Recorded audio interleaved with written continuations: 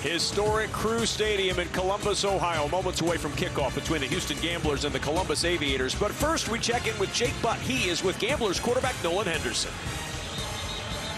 Nolan, we know you've been dealing with a broken finger to your throwing hand. How are you feeling, and are there any limitations to your game tonight? No, I feel good. You know, everybody's battling through something at this point of the year, so you just got to fight through it. Got to fight through it because this is an important game for your team's playoff pushes. What are the keys to getting the win tonight? Just execute, you know, short week, same team as last week, so kind of have a good feel about each other. We just got to execute. Thanks. Good luck. Now the second meeting in 6 days between these two teams. And Kevin Sumlin and Ted Ginn Jr. both very familiar with each other and with each other's teams as they battle once more. Last week, Houston winning 17-13 in the first of the two meetings. It's a crisp night in Columbus, 48 degrees as we welcome in the month of May. Columbus won the toss. They have elected to receive with Jalen Moore and Akeem Dent back deep to receive the kickoff. John Hoyland to kick it away for the Gamblers.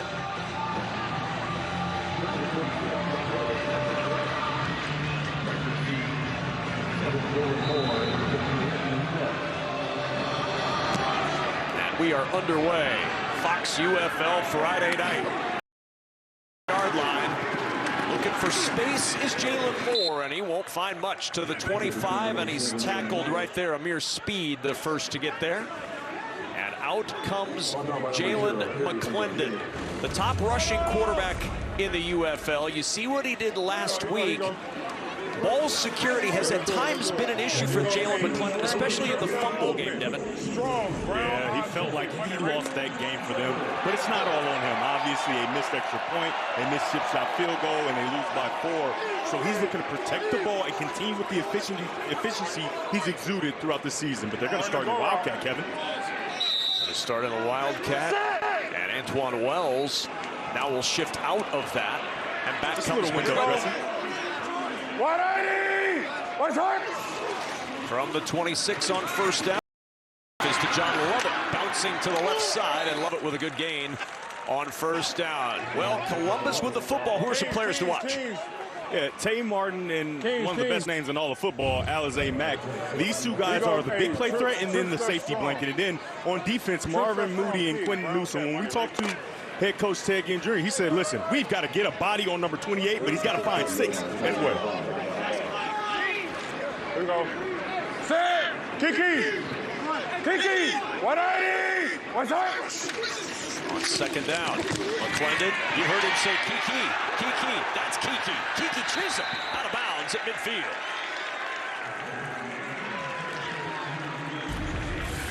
You've got soft coverage, you've got a free action.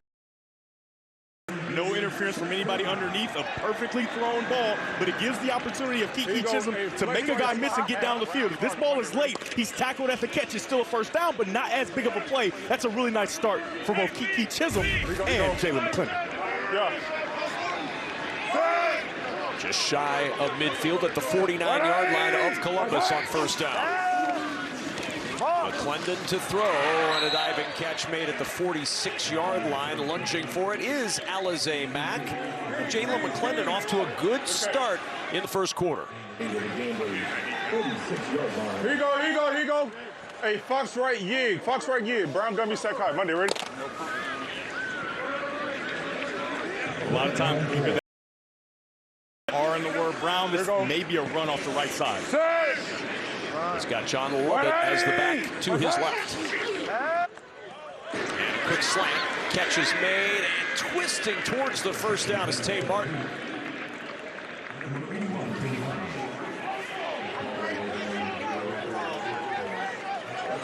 This is a run play.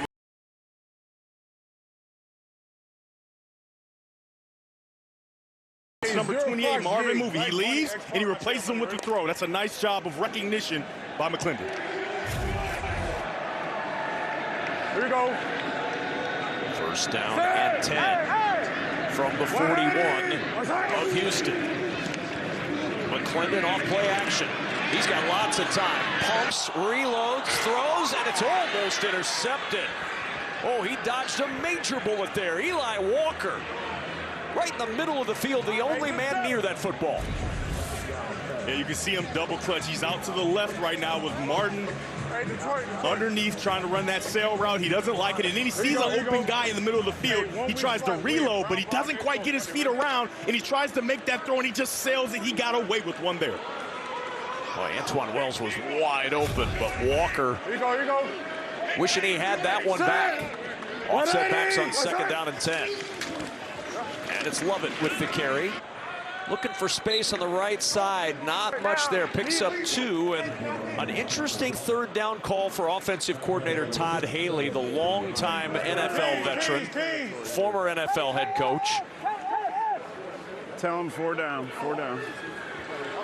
Here you go. Well, I guess we know we probably won't be kicking anything. When you're going to say 4 down, that means we're going to go for it. And learning that to your quarterback tells him you don't have to make a risky throw here. You're going to get 2 opportunities at picking up this 1st down possibly. And you know you can't punt because you're across midfield. So 3rd down. Protection is there for McClendon. So is the throw, and so is the 1st down. He connects with his tight end, and that's Gunnar Oaks to move the chains. All right, go with the juice jet. It is short. 4th down. Hey, Kiki, stay. Kiki, stay. That looked challengeable.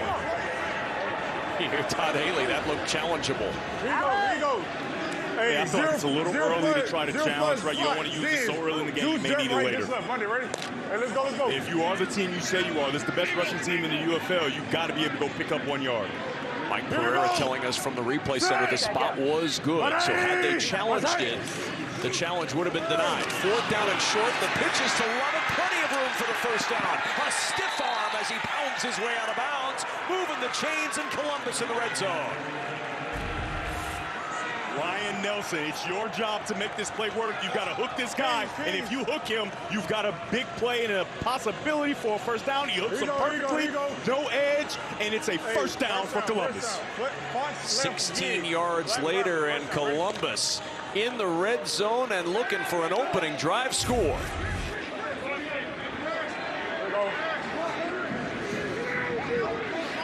Alizé Mack, the motion man. And on 1st down, a burst up the middle for Lovett. Upended at the 10. Major Burns with the tackle, and back to Todd Haley. Hey, big club A. Big club A.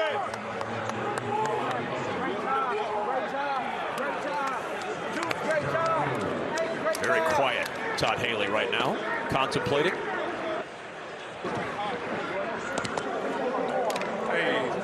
The call must have come in very early before we even got there. No, it was just open grass in the middle. And Jalen Morton takes the snap, his 1st snap of the evening, and Morton stopped 2 yards shy of the 1st down. They'll bring Morton in on occasion to run. He spent last year in the Arena League, and Morton will leave. Back comes McClendon. Yeah, when you want to add an extra player in the run game, why use your quarterback, your big, strong quarterback that could get hurt? He's been playing well. Bring in a guy that can be your designated runner, and they can pick up an extra body on the outside zone. You see how good this team's been in the red zone. A test here, though. 3rd down and 2.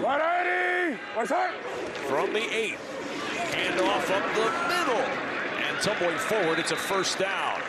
Lovett got 1 yard more than he needed. 1st and goal from the 5 for Columbus. What an opening drive, Devin Gardner. Yeah, it's outstanding, but you got to remember, for Columbus, you were in this situation to go ahead and try to win the football game a week ago, and you weren't able to do it right. So I think there's a lot of emphasis on finishing this drive to make sure you set the tone for this football game. Toss Bob, Monday, ready? Okay.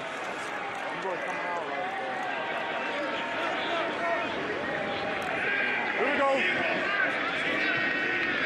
1st down and goal. 6th carry on the drive for Lovett. And Lovett trying to fight his way free, but wrapping him up. Christopher Allen, among others. Moody was there as well, Marvin Moody Jr. Hey, goal line.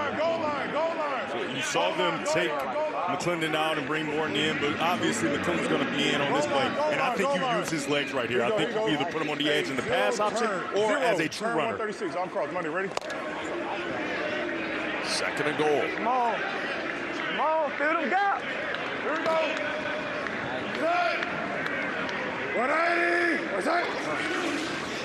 Play action.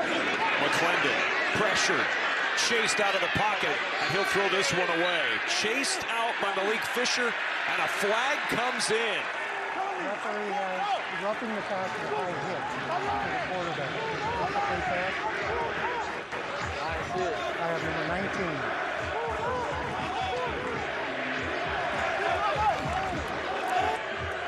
Personal foul, roughing the passer.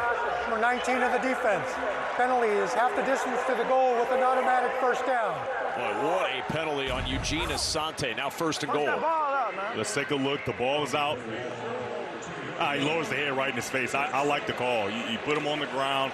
He may not have made it super forcible, but he absolutely jolted his head right at the head of the quarterback. You can't do that whether you're inside the pocket or outside.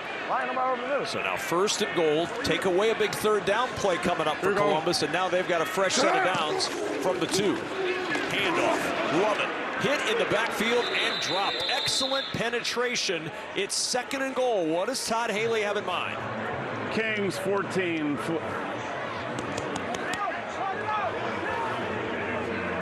Yeah.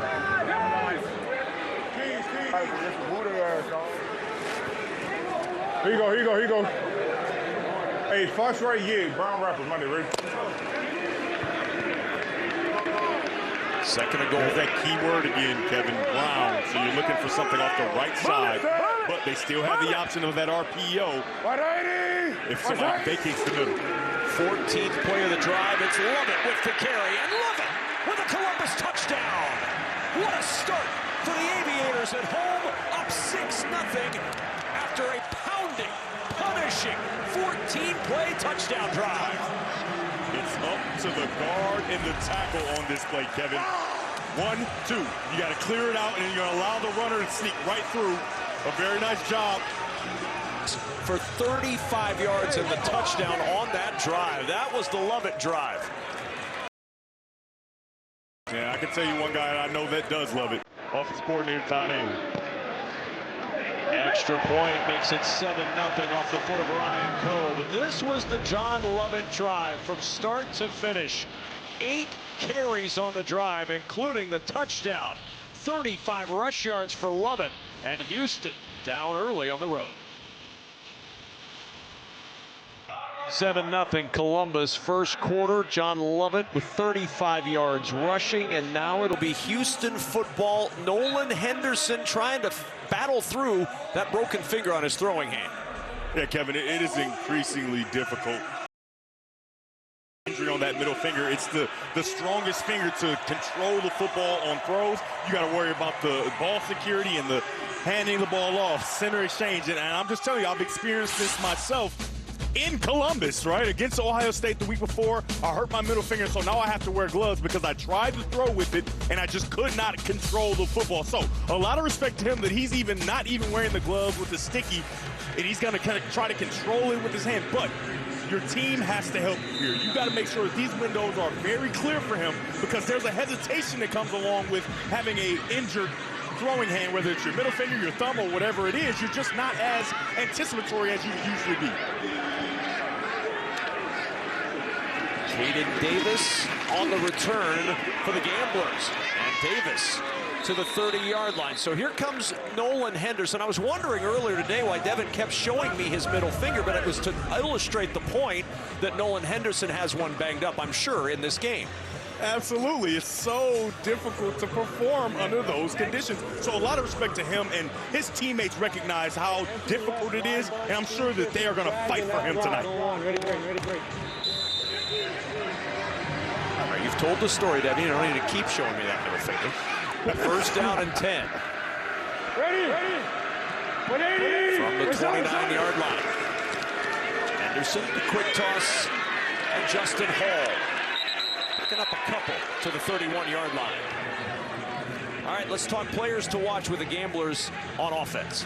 Yeah, it's Jalen White when they want to put the ball on the ground to protect their quarterback. And then when you're looking for a big play, Jontre Kirkland is going to be that guy. And then Tony Field has 45 games of NFL experience. He's a guy that's tackling people left and right. He needs 3 more tackles to be the leader in the league. And then Kenny Willekes, he's really turned himself into a... Second down and 8. Henderson changing things up. He's got Marcus Yarns to his right now. And it's Yarns with the carry. And Yarns bowling forward to the 34-yard line. First third down of the night for Houston as they go to work down 7-0. Now, this is not where you want to be, right? Those 3rd and 5s, you want to get to like 3rd and 3, 3rd and 2. Those ones where if you aren't going to punt the football, you can go 4th and 1 and try to get it so you can keep this ball on the ground. So you got to realize that Henderson is going to be in a lot of exchange situations with the running back, maybe an RPO here, and ball security is paramount.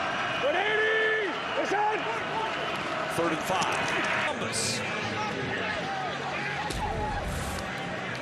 This is outstanding by Henderson because as he drops back, he recognizes it's man-to-man across the board. And when you have man-to-man, everyone's back is turned. So why would I stand in the pocket and try to make a throw when I have the legs to make a big play? That is huge for this Houston offense. But the coverage was perfect in the back end. Guys all over. He doesn't like it, and he makes the decision quickly and gets down the field. He got up a little bit lame. It looked like he was limping just a little. We'll keep an eye on that. As the play clock's down to 3, gonna have to snap it quick. Timeout used, I believe.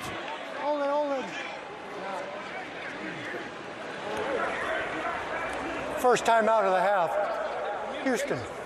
Watch the end of the run here and watch Nolan Henderson as he gets up. He does not look like he's feeling 100%, more than just a hand. Yeah, he's going to the ground there. Nothing very clear, but we do know for a fact he's grimacing, he's limping.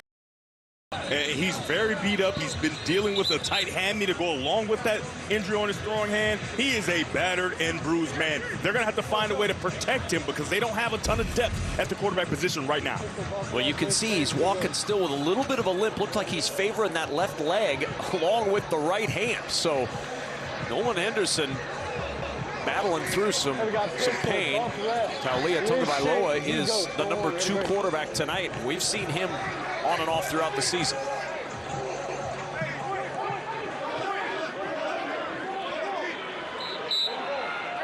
Ready?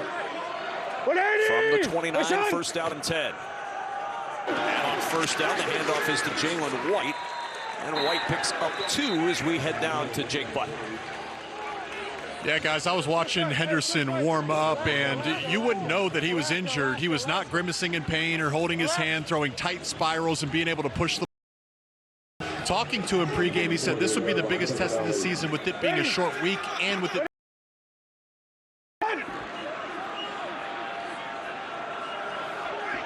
Blue abs.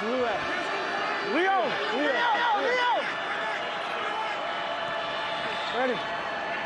Ready, son. Henderson to the sideline, connects with Jalen Moreno-Cropper, back from injury tonight, his 6th catch of the year. What you're seeing from the Columbus defense is very aggressive on the outside, forcing Henderson to make clear, accurate throws, and he does a nice job of it there. Moreno-Cropper's route is perfect. He creates just enough space for that ball to go in there, and it looks like he got a hand on the face mask, but he did not. He's grabbing that inside bicep of Moreno-Cropper, so that's a good no call by the officials. Ready? 180. Listen. Off, White, and a first down. Down near the 12, and Houston in the red zone against Columbus, trying to answer that opening drive. 41, Michael Lawson on the tackle. And Kevin, early in this game, you can see what Columbus is doing. They are committing all their guys to the run on early downs, anticipating that Houston's not going to try to throw the ball with Henderson on early downs. So if I'm Houston, I would go into a play action RPO to try to surprise Columbus with the throw. 180. Listen. First down and 10 from the 13. Handoff, Marcus Major bursting free, and he's in for the touchdown.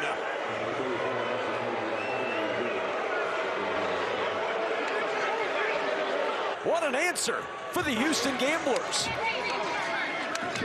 I mean, this is what we call in football winter blocks. Everybody's lined up exactly where you want them to be, so if this can be a walk-in touchdown, everybody's aligned to be blocked.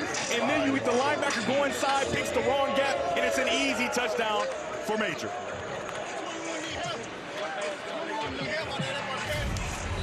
You got that note, Kevin? Winter block. The line, the way the play is drawn up in practice, we expect a touchdown. I hang on your every word. Of course I have that. John Hoyland with the extra point and a flag down. False start, 46, the kicking team. Try will be from the 20-yard line. I don't know that I've seen too many kickers false start on extra points. And then make it. And then make it. Well, he got an extra jump ahead of everybody else.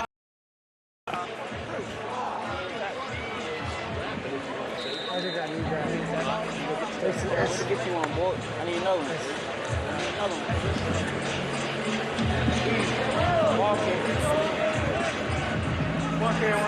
So now Hoyland will try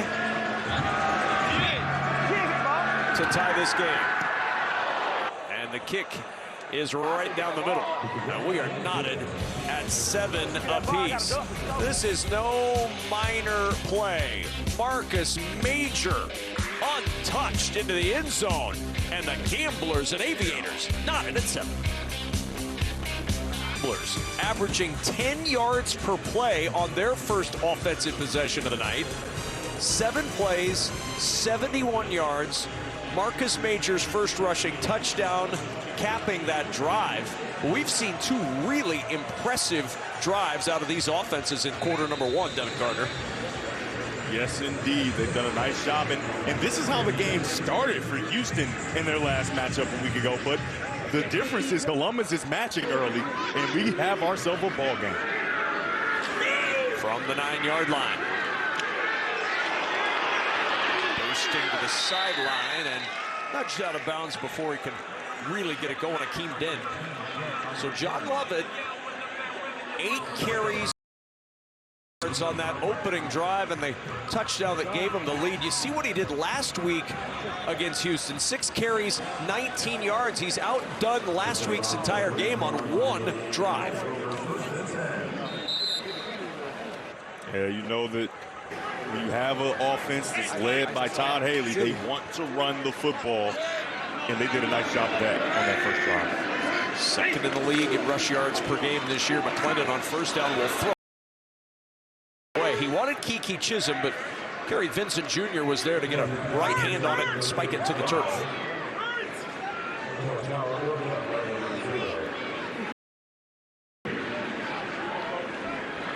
Hey, slide, flex right slide, right.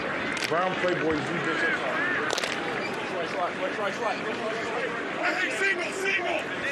The one thing that you have for Columbus is when Lovett goes out, Toatawa, he is not really a second in my opinion. He's a guy that has great production running the football as well. McClendon off play action, backpedaling and throws, zips it in, and a nice catch by Gunnar Oaks, diving to the turf, and a first down for Columbus.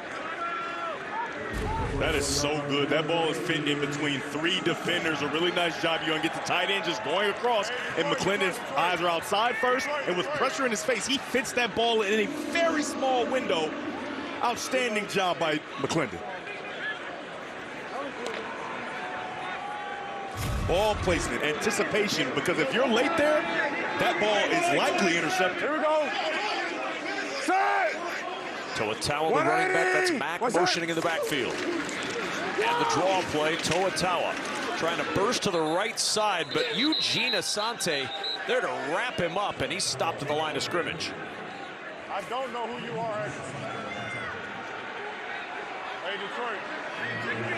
Leave it how it is. There's Marvin Sanders, defensive coordinator for the Houston Gamblers, Renegades defensive coordinator, former defensive back at the University of Nebraska. Rock that tight end. Decide what you're going to do. He's much different than a lot of defensive coordinators. He's very calm. I had a really nice conversation with him at practice last week, and it was really cool to just have a conversation. You know, most defensive coordinators, I don't really want to have a conversation like that.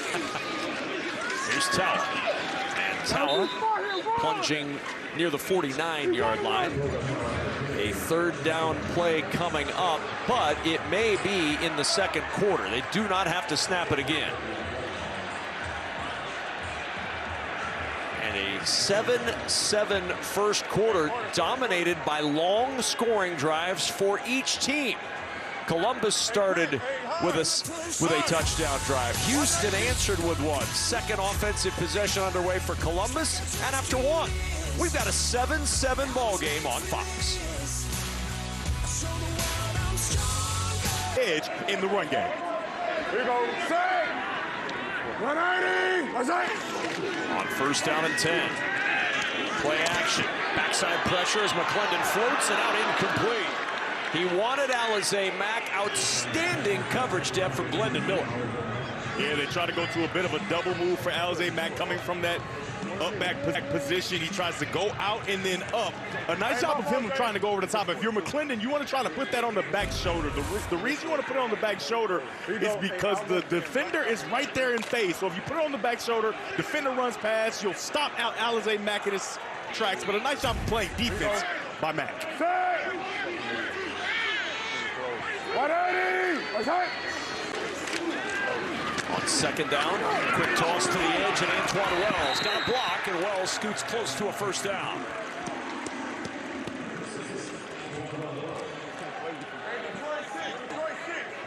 That's just the extension of the run game, Kevin. You throw the ball outside quick. That's just a long run play. Allow Wells to get the edge, and it creates a really manageable third down.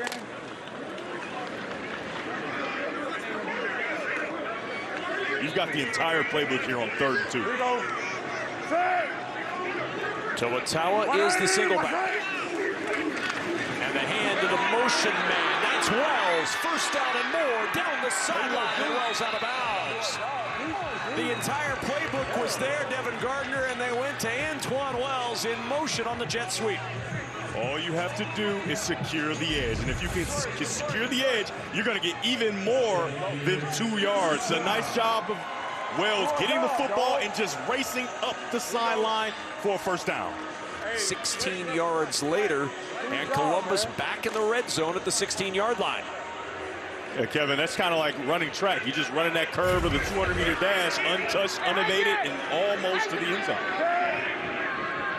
Chisholm in motion. What's that? It's Toa picking his way forward for a few, down near the 12-yard line in the arms of Anthony Hines. And picking his way forward is a great way to describe Toa's running style, right? He finds his way, he's shifty, but he's always falling forward, getting extra yardage. How about this Columbus offense in the first half? 14-play drive to start the game. Their second possession, the 10th play of this drive coming up. 24th offensive snap of the night for the Aviators. Shotgun snap to McClendon. Dumps it short to Toa. Turns upfield, and Toa down to the 9. 3 yards from a first as we listen into the play call. 72.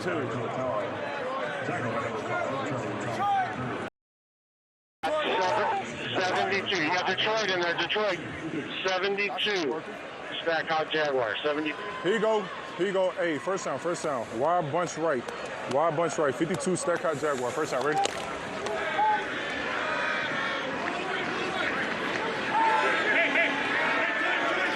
They need 3 for the first down to the 6. McClendon on the slant, connects with Wells, keeps his balance to the goal line. Touchdown, Aviators.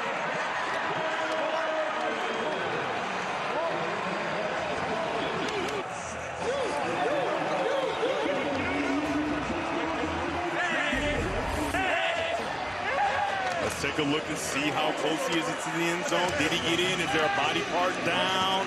He's touching, he reaches.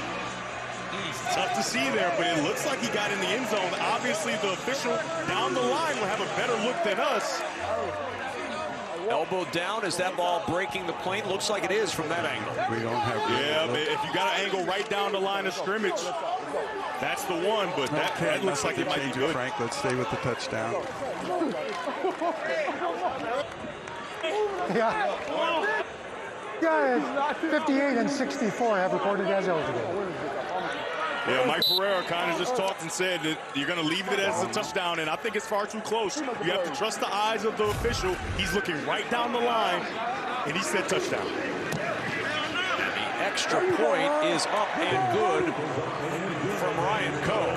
How about this Columbus Aviator offense? They have taken flight in this first half. Antoine Wells laying out for 6 to match his jersey number, and a 14-7 lead for Columbus at home. Columbus Aviators, there was a rumor running around that the bobbleheads weren't going to make it tonight. Well, guess what? The bobbleheads made it, and so did Jim Tressel, the honorary coach. The bobbleheads were here.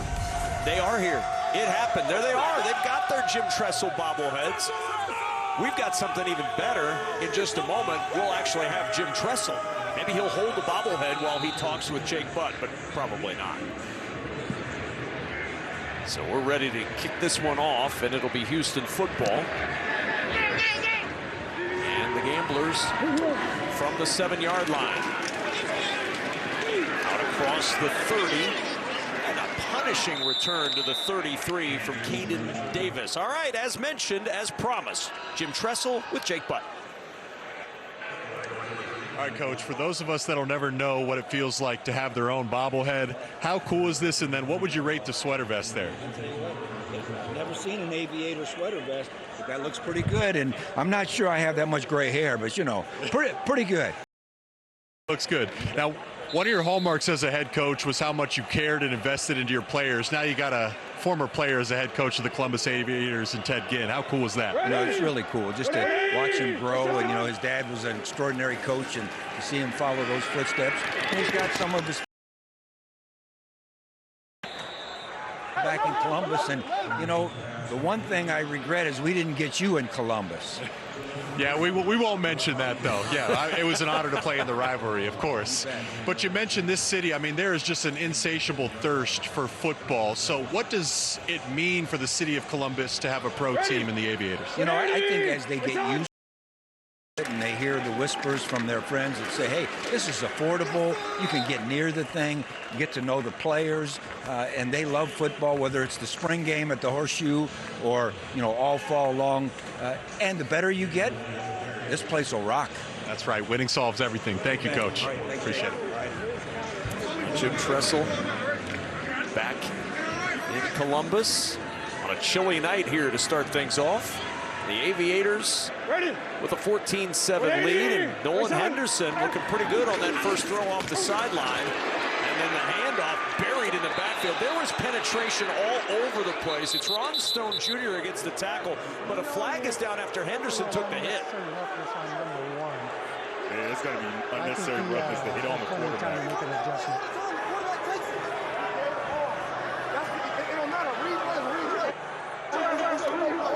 Personal foul, unnecessary roughness, number 1 of the defense.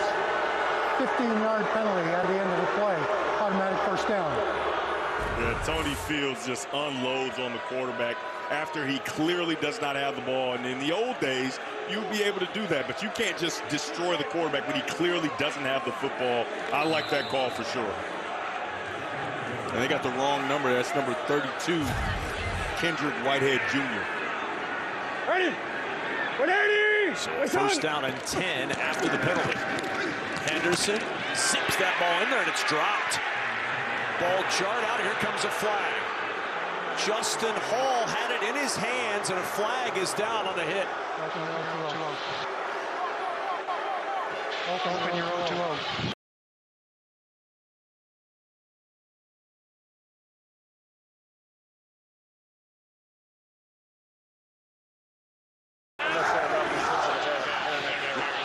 Get to that. Okay.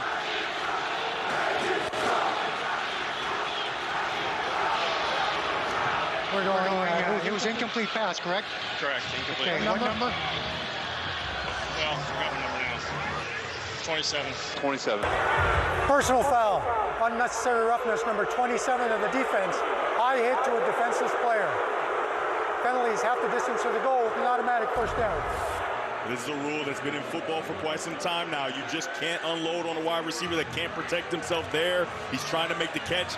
And 27, Smoke Monday just lowers his head. And forcible contact to the head or neck area. That's going to be a penalty every single time on every level. Yeah, that's an easy call for the officials to make down the sideline, trying to jump it into the hands of Jalen Moreno-Cropper. He makes the catch, but he's out of bounds. Smoke Monday over there on the coverage. I talked about this on the previous drive, Kevin, how Columbus is playing defense. They're up in the face of the wide receivers, forcing perfect throws. You can see there, he is riding Moreno-Cropper all the way to the sideline, and even though it seems like it's almost completion, he's out of bounds. So they want to make sure that they force Henderson to be perfectly accurate on all of his throws. Second down and 10, toss play, Marcus Yards buried in the backfield. That's Kenny Willekes. Also in there, Kedrick Whitehead. And they combined to throw him for a loss, third down and 11.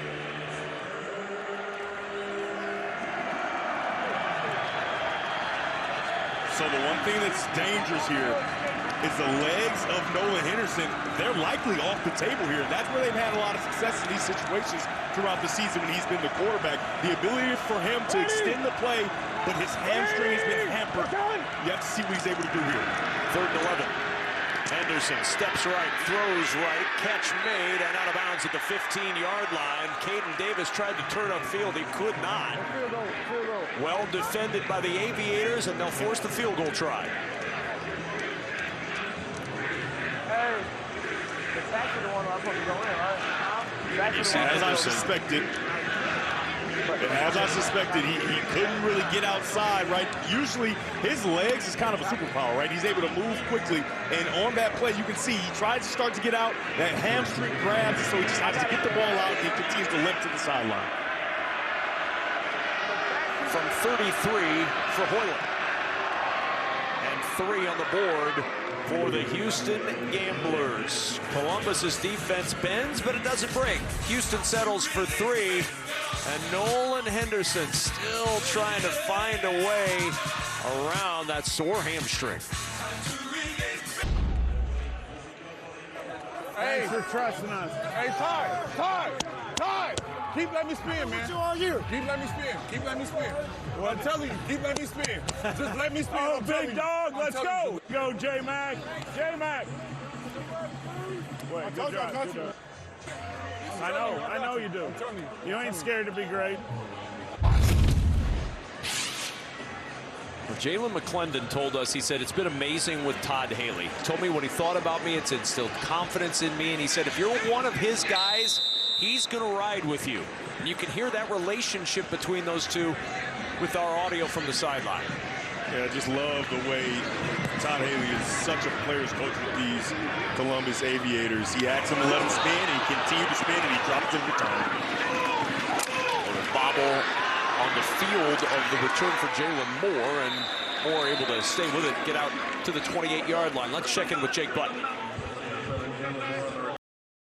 As I was talking to Nolan Henderson, just asking him how he's feeling, and he said, look, I'm beat up right now, but this is such an important team for the game. He's going to do whatever it takes to find a way to lead his team to victory. Now, he's been getting worked on by the training staff after each drive, mainly on the hamstring at this point. It looks like they were doing some soft tissue work, so something to keep an eye on as the game progresses.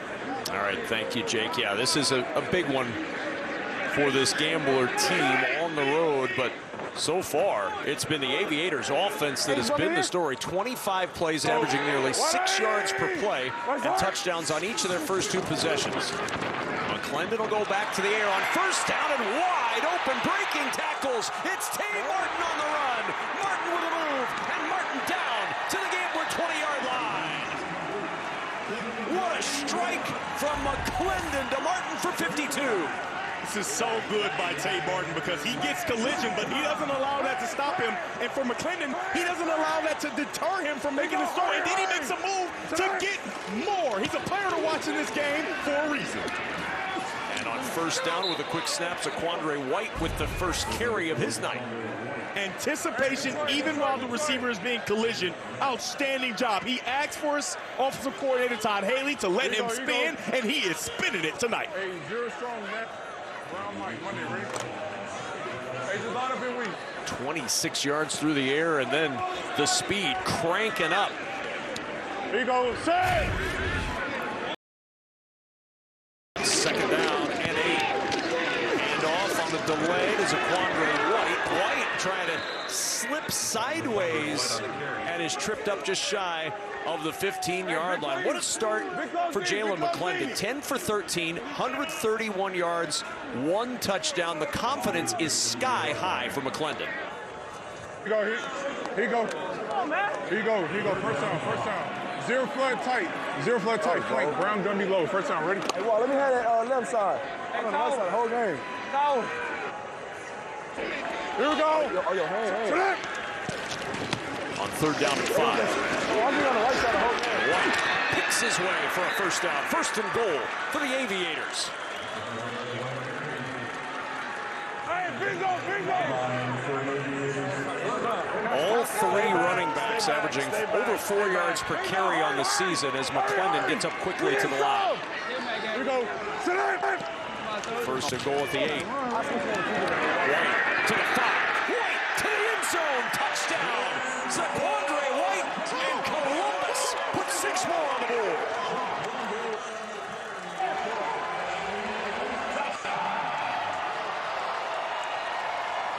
This is a great example of patience from a running back.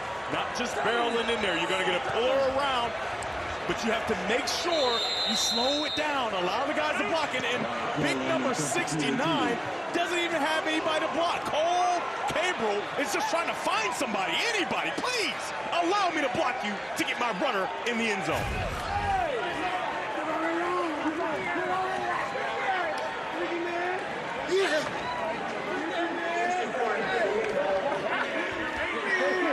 On for the extra point is Ryan Coe. Let's go. Come on.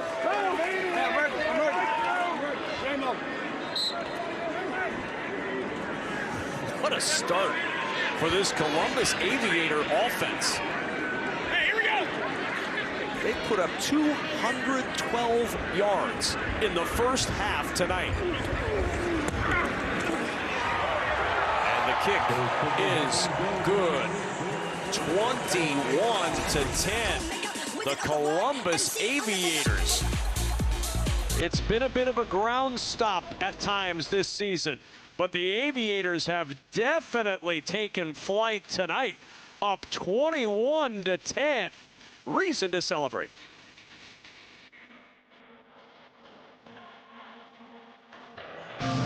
Our Friday night spotlight as we look ahead to the weekend slate. How about the DC Defenders looking for their 5th straight win? They'll take on Dallas tomorrow at noon. Stallions looking for redemption. They've lost 4 straight. A.J. McCarron's crew got shut out against Anthony Beck's Orlando squad in week 4, and they'll lock horns again coming up Sunday, 4 Eastern on Fox. Columbus, 3 possessions, 3 touchdowns, 5 plays on that drive, 72 yards, 2:17 off the clock, and Ted Ginn Jr.'s offense and team rolling at home here on a chilly, damp night in Columbus. From the 3-yard line, Caden Davis to the 30, spins, and Davis upended at the 32-yard line. Akeem Dent on the tackle, and here's Nolan Henderson back to work. Yeah, we knew coming in he had the broken finger on his throwing hand, but he's gotten a little bit more banged up in this football game. He had a really nice run in his first drive, and he came up limping, and we heard through the mics that it's his hamstring, and that is difficult to deal with for this offense because he's about a third of the rushing yards from a week ago, and without him as a rusher, his superpower, they aren't going to be as effective as an offense. On first down, he'll hand it off to Marcus Major, and Major is wrapped up. Look at all those blue jerseys around Major as Henderson gets a second down call. Only 1 carry tonight with that hamstring, and that hamstring was aggravated on that carry. Yeah, absolutely, and it really frees up the defensive ends to not have to worry about naked bootlegs for him keeping it on the RPOs. They can play relentless in chasing the runners, and so now you don't have that plus run in the run game. Now you're -1. Ready. Hey, kill. Kill. You're good. He won't have to worry about the keeping of the quarterback. Over the middle, connects, and Justin Hall 2 yards short of the first down.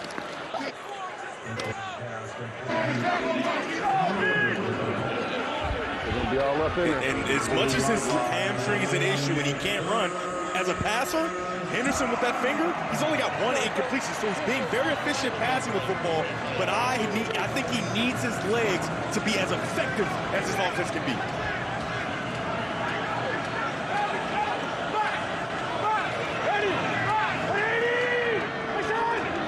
Third and 2.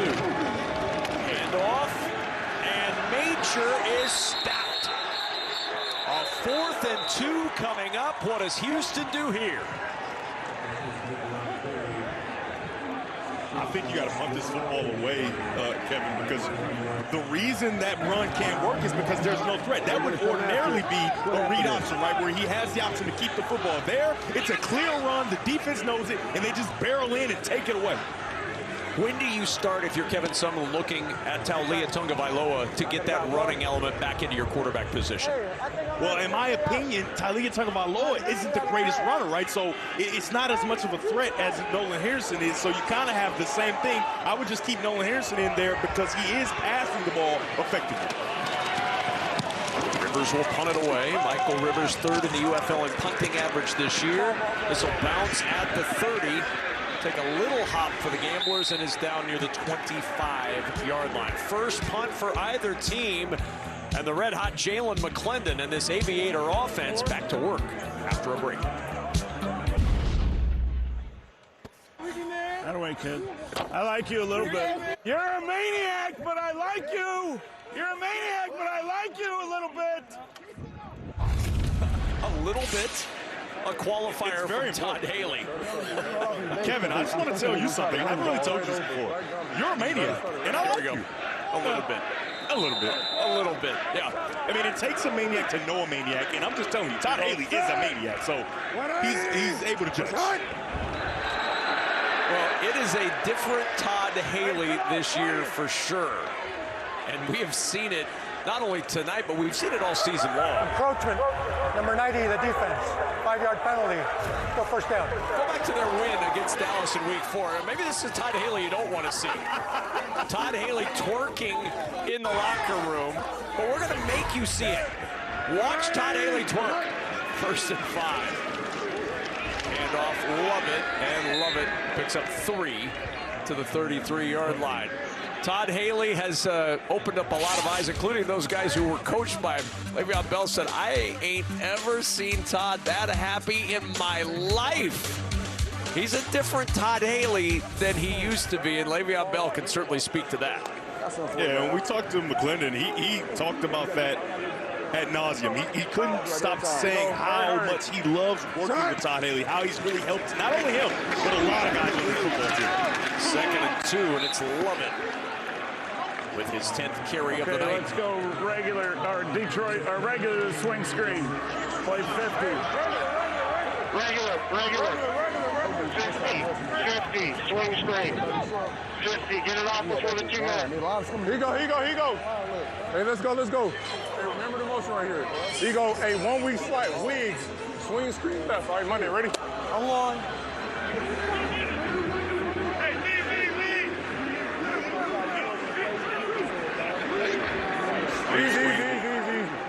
Easy. Wanted to get it off before the warning. You heard him say get it off before the warning, but they will not. So it's the 2-minute warning with Columbus trying to pad their lead. Already up 21-10, late 2nd. As you can see on your screen, it is not exactly pleasant to be Jake Butt outside in this mess in Columbus, Ohio, is it, Jake? Not at all, Kevin, and it is cold too. It's in the low 40s in terms of real feel, but the rain has really picked up. This should be a major advantage for Columbus if it sustains throughout the game because of their dominant rushing attack. Going to be hard to throw the ball or catch passes with the way it's coming down.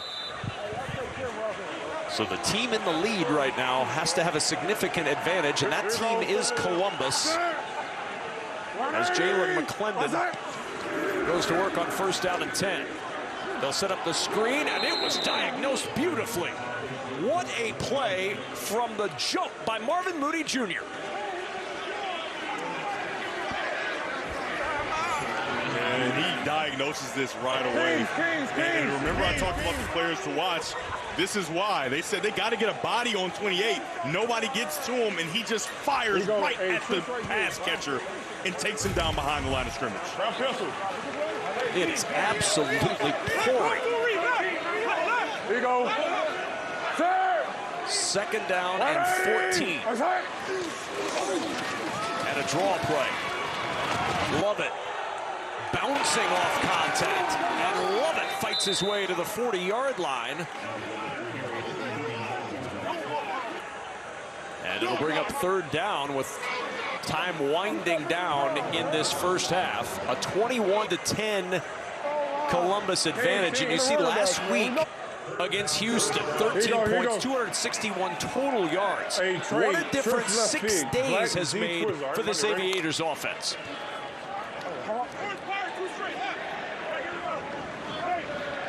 Here you go. Set. 180. What's that? 3rd and 7. McClendon, short toss over the middle, well defended again. Good open field tackle by Quentin Newsom, the former Nebraska Cornhusker, and a timeout is used. While they take the timeout, we will step aside as well. An opportunity for Houston late in the 2nd. Coming up, the Progressive Halftime Show. First half stats and analysis and a gambler's profile. Anthony Hines III and Kerry Vincent Jr. It's coming up on the Progressive Halftime Show. All right, 31 seconds until halftime. What do you expect to see from this Gamblers team? Are they coming after this, Devin? Yeah, it looks like they should, to try to get this football and with good field position, try to put points on the board before the half ends. See if they're successful. If they do, put pressure on Brad Robbins, ready to punt it away.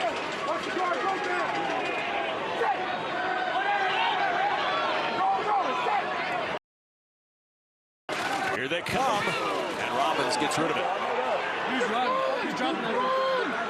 From the 11-yard line. Not much room for Lawrence Keys III. And it's going to make it awfully tough on Houston. They're going to get the football to start the 2nd half, but in this rain and with a quarterback who's dinged up, 17 seconds and 1 timeout, not a lot of time, Dev. Not a lot at all. I wouldn't force the issue here.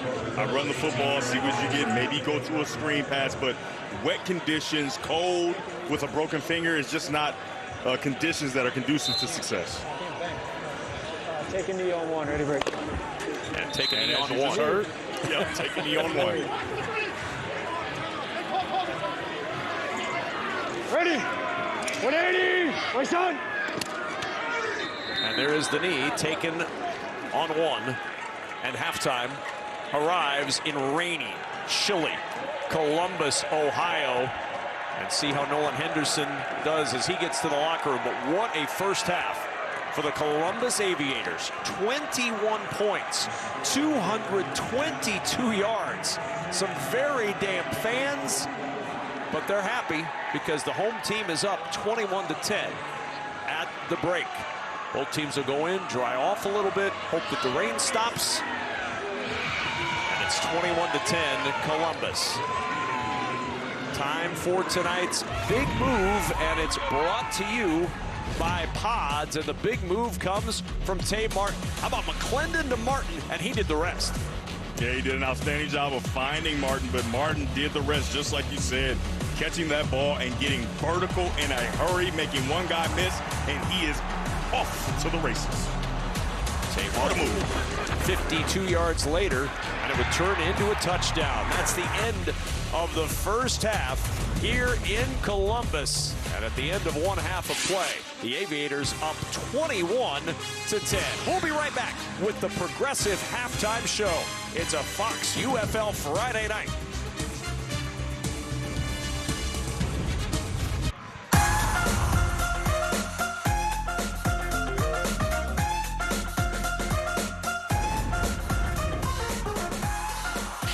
Houston and Columbus ready for the start of the third quarter.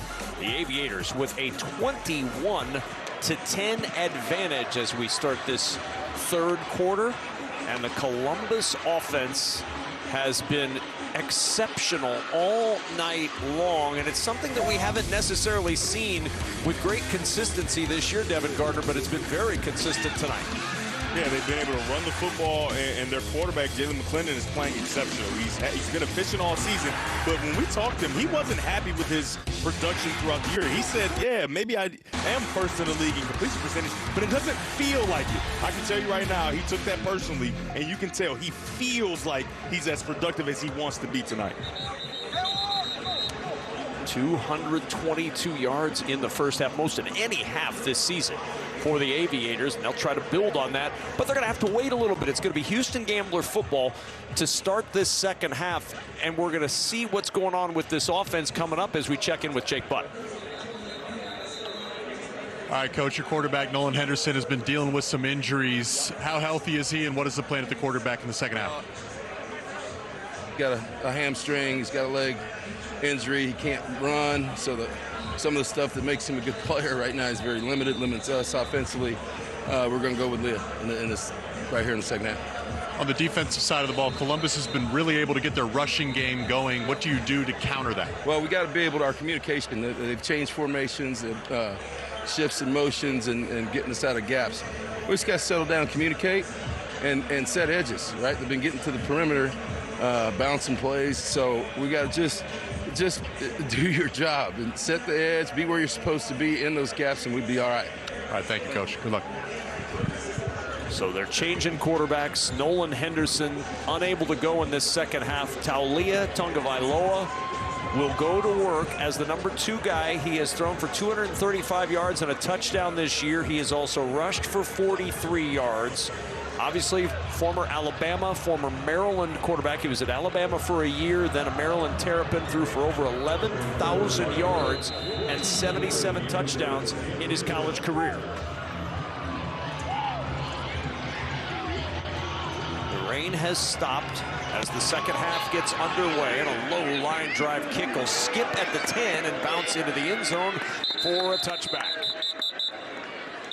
So here comes Taulia Tagovailoa. What do you expect to see from this young quarterback for the Houston Gamblers, Devin? Because Henderson was performing well through the air, you expect that they're going to use Tagovailoa with his legs, right? You're going to help add into the run game because that's what makes this offense move. You have to have a viable option as a runner. So you look to see that from Tagovailoa. He's got Marcus Yarns in the backfield with him. And a first down play from the 20-yard line.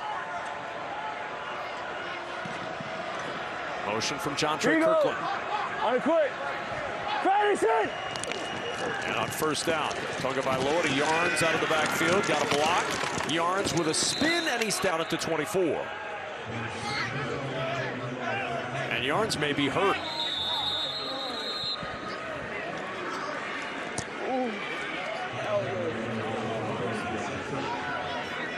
Walk with me. Stay right here. Walk with me. Walk with me. Walk with me.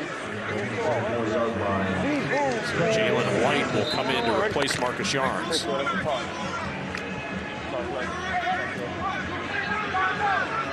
you go, Jet.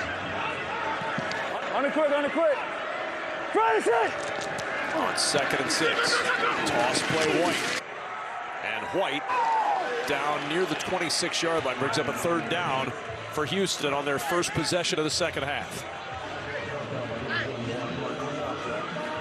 If your offensive coordinator, Eric Price, the option to get Tagovailoa on the edge is there, and I would do that here on this third down.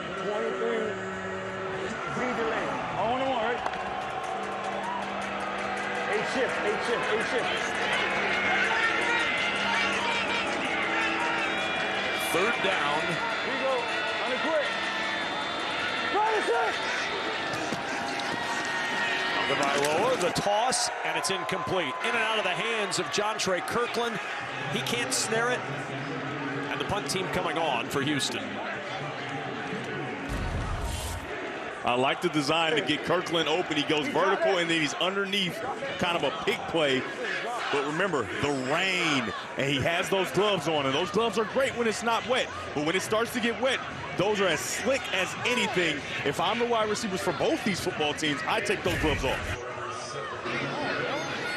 So the second 3 and out for the Gamblers, and Michael Rivers to punt.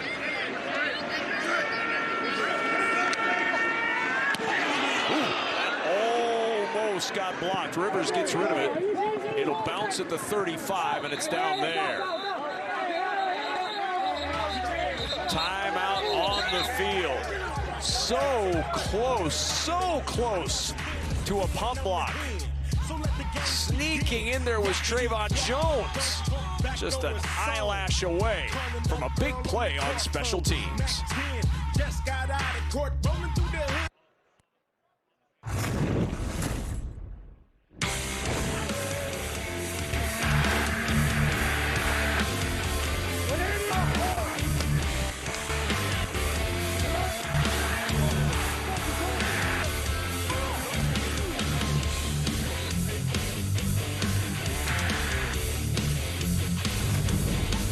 That was tonight's game flow, brought to you by Progressive. You see the offensive leaders as the Aviators go back to work on the offensive side. It's been a real impressive performance tonight for everyone, and John Lovett starts in the Wildcat.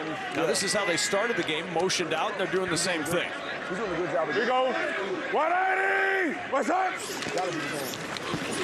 And McClendon on the keep. And McClendon slides after about 8.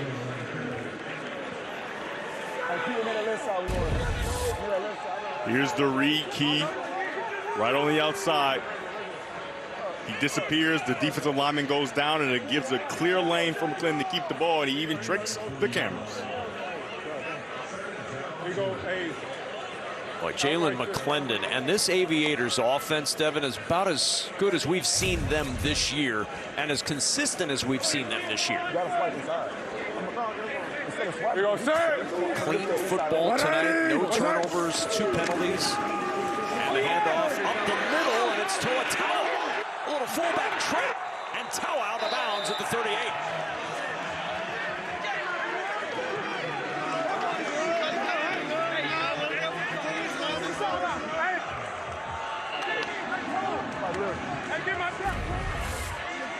Yeah, Toa does a really nice job. You love that underneath handoff to the fullback, and look at him start to go and just pick up yardage in bunches. I mean, this Aviators offense is doing whatever they want right now. 180! What's up? From the 37, it's Lovett on the sweep. Blockers in front, and Lovett to the 30. A pickup of 7 for John Lovett. And Kevin, they're rushing the ball so well, and obviously Houston's record is what it is, but their rushing defense is third in the league, right? Just averaging, only giving up 92 yards a game coming into tonight. And like you said, they are having their way on the ground, but we've seen Columbus do this before. You'll see a big smile on the face of Todd Haley anytime they can control this game on the ground. It was the second meeting with Dallas that we saw this rushing attack in the second half. Here's Lovett. That was a little bit awkward on the toss, and nothing there.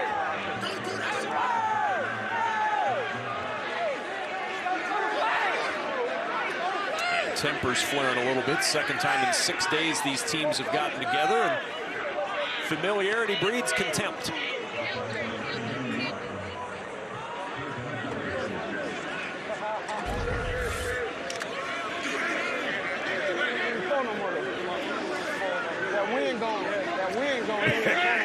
Nelson's got a death grip. That was so many haymakers thrown in his hand, and it didn't move. Third down. McClendon zips it out, and it's dropped. Closing in was Damon Arnett, and before Antoine Wells could secure it, Arnett got there to make sure he didn't catch it. Yeah, he does a really good job here of racing after he diagnoses the play. He sees that it's coming, and he just races to try to make the play. If the ball is caught initially, he has a chance. But because it's bobbled, Arnett takes it away immediately. I know the nickel. And now Ryan Coe is going to come on to try a long field goal. I got you next play. I promise I got you. I promise I got you next play. I promise I know it. I know it. I know it. So Coe on for a long field goal try. This will be from 48.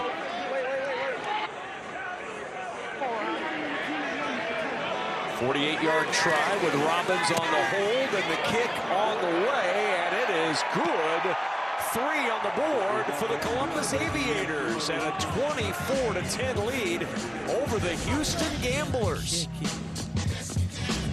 He certainly can kick it. Right down the middle for 3, and the Aviators up 14 at home.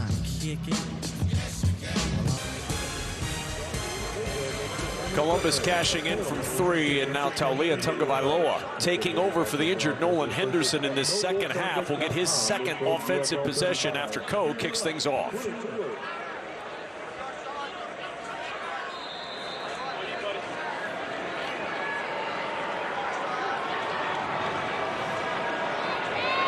.54 to go in the third. Coe will kick it away. Keys and Davis deep. It's Caden Davis at the 5. Davis to the 20. Breaks left across the 30, and Davis out of bounds at the 35. Devin Gardner, let's go back to the third down play prior to the field goal for the Columbus Aviators. Yeah, they had a really nice design. It could have been a touchdown. Watch Haley's reaction. He almost throws a little bit of a temper tantrum there. It's that bluff, right? So you've thrown that screen, and then they get Tamar number 81 on kind of a bluff on the corner, and he runs scot-free down the sideline, but McClendon had already released the ball. Here you go. So a missed opportunity on first down. Tagovailoa. Pressure coming. He's in trouble, and down he goes. Kenny Willekes got there. One of your players to watch ends up with a sack. Yeah, and he just powers his way around the edge. No specific move. Didn't even really try with speed. He just continues to battle. This is the kind of rusher he was in college. He was relentless, and he continues to fly, and Tagovailoa can do nothing but concede and go down. Here you go, on the quick. Finish it. 2nd and 17. The toss, a little bit of a bobble on the catch by Jalen White. And that third down play, let's listen into Todd Haley on that third down play. Oh my God, it's a touchdown! Oh my God! I know the nickel. 350 wide shot, Ohio. Oh my God. Oh my God. See, when you're playing the way they're playing, you can have those funny exchanges, right? Because if they weren't playing as good as they are, that would be a very, very different conversation. Finish it. 3rd down and 14. Tagovailoa to the sideline, but well short of the first down. Moreno Cropper knocked out of bounds shy of the 40. And it's a 4th down and a punt. Jalen McClendon's going to get another chance to try to make good on that touchdown that Todd Haley saw out there. Corner, go left. Corner, go left. Corner, go right. Corner, go right. Corner, go. Michael Rivers to punt it away on 4th down.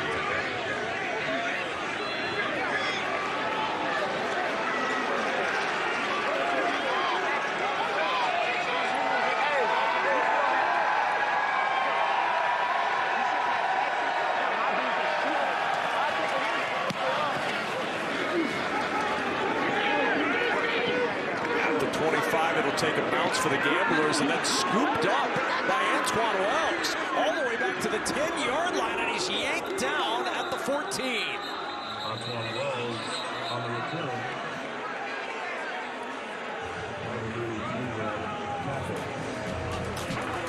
So Jalen McClendon will go back to work.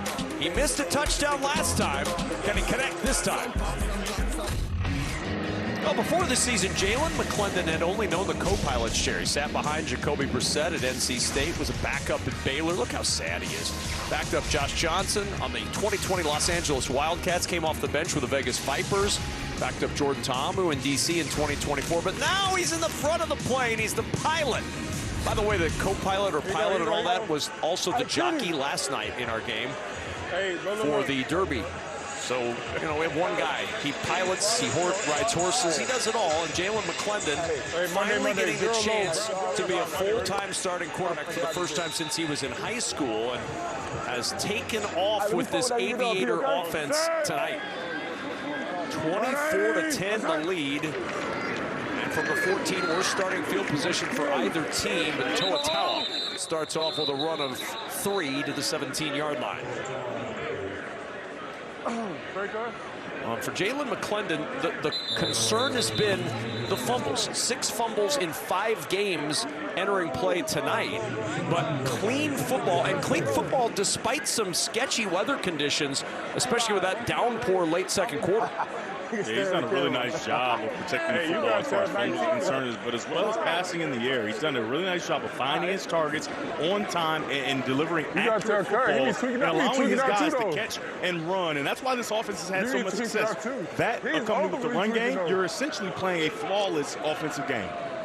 Saw Marvin Moody Jr. down on the turf. He's up though and making his way to the sideline.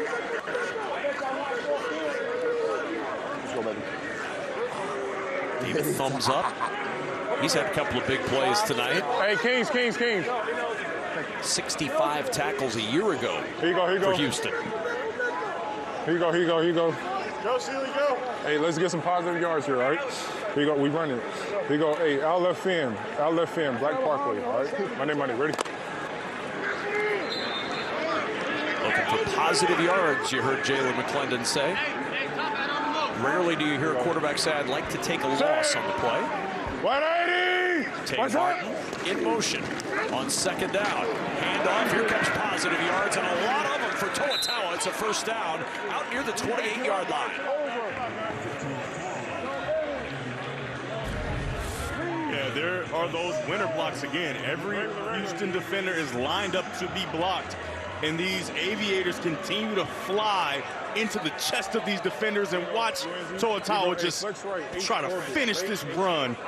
As I've talked about, he finishes his runs forward. He's got great strength and power, and when you have a big hole like that, I mean, anybody can do it. There you go. 7 yards per carry tonight for Toa. And McClendon fakes the screen, goes back the other way to the screen to Tawa. Tawa makes a nice move to find a crease, and Tawa gets positive yardage. That was a slow developing play, Dev, but it ends up a good play for Columbus.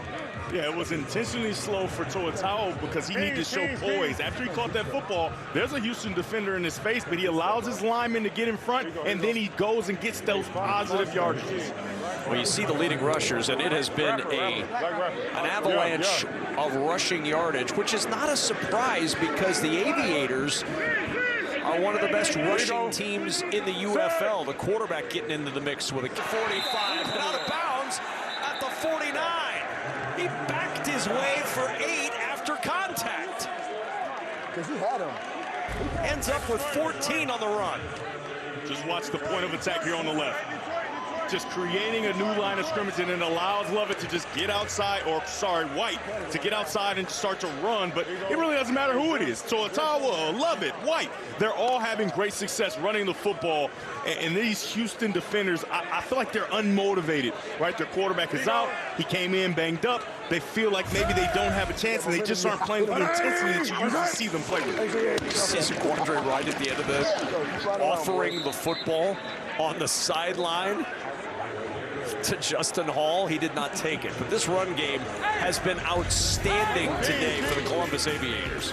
Yeah, done a really nice job, and you have to give so much credit to the offensive line. These running backs are good, but they are just running into open space. The offensive line, they're moving guys. Look at that big hole that Toa has to run through, and then the rest of it is the running backs. But here, look at this. There's no one to block.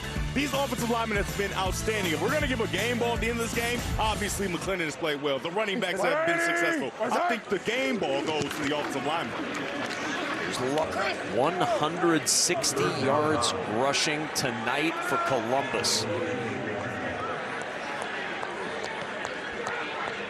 Here you go, here you go.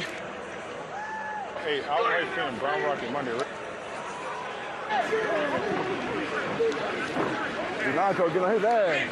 3rd down and 8. What's up? Here you go. Set. 180. What's up? Clendon, pocket collapsing, outlet to Wells. And Wells across midfield on that play. So by getting it across midfield, Devin, they cannot punt it away. They've got to go for it. Yeah, they tried to go back to that kind of bluff screen and go, and it wasn't there. The Houston defensive back in, they stayed back.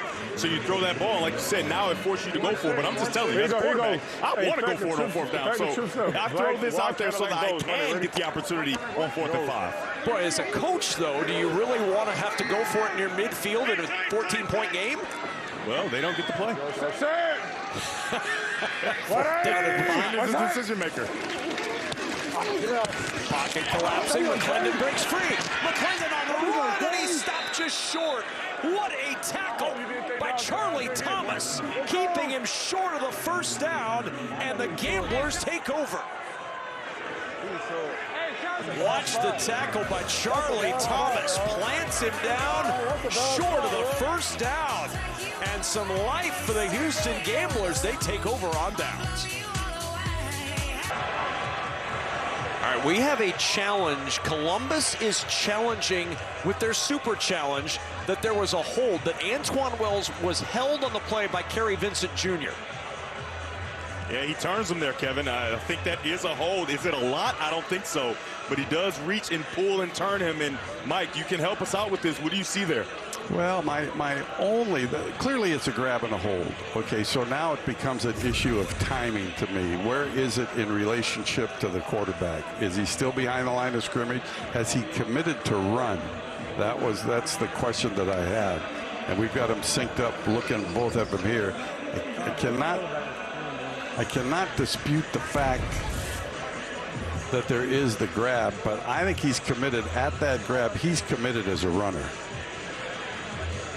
And I see the challenge, but just let it run regular speed.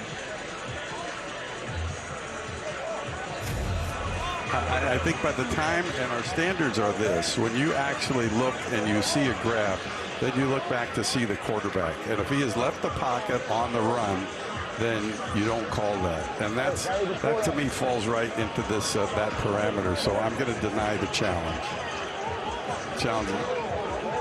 That's correct. He's already started running.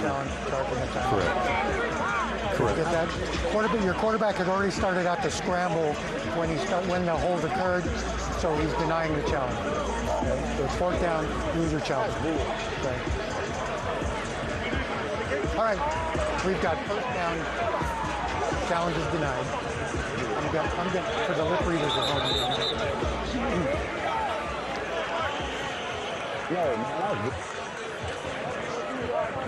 Columbus is charged with their timeout of the half and may not challenge for the remainder of the game. 1st down for Houston. All right, so you heard Mike Pereira explaining that. And because McClendon had already committed to the run, there is no hold. And so here comes Houston with an opportunity now near midfield, down 24-10. Tagovailoa, quick toss to the sideline. Jaquarius Spivey on the run and a 1st down into Columbus territory. And remember, they had to go for it on 4th down only because of a 3rd down screen pass that just got across midfield and removed the option to punt for Columbus. Can Houston cash in now?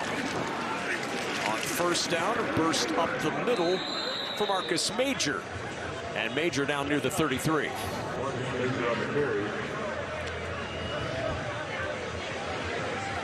Opening drive, 7 plays, 71 yards. But on that drive, Nolan Henderson tweaked his hamstring. Since then, there's been very little happening with this offense, regardless of who's been at quarterback.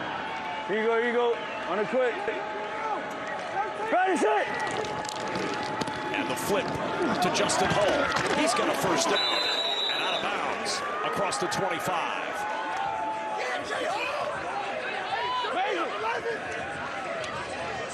They have the perfect blitz called right into this fly sweep, but he runs right past him. Rip Waco. Hold on, Rick. And Tagovailoa with that pass, 5 of 6 now through the air.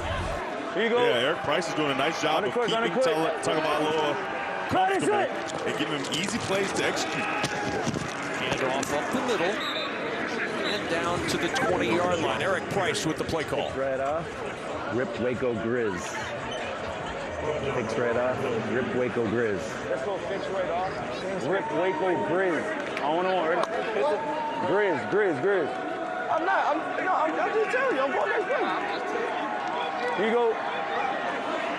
On a quick. Practice it.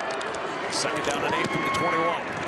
Tagovailoa floating it down the sideline. It is caught. It's a touchdown. Lawrence Keys the third for 6. And the Gamblers are right back in this ball game late in the third. This is a well-designed play to set a natural pick by the route concept, and Keys is wide open down the sideline.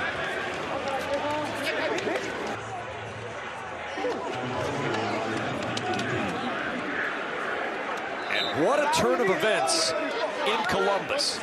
The Aviators cross midfield. They cannot punt. They have to go for it on 4th down. They are turned away. And Houston back and into the end zone, down just a touchdown.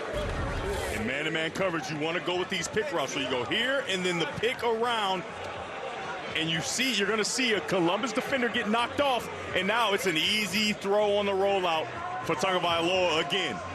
Offensive coordinator Eric Price putting Tagovailoa in positions that helps him succeed, and he executes for a touchdown.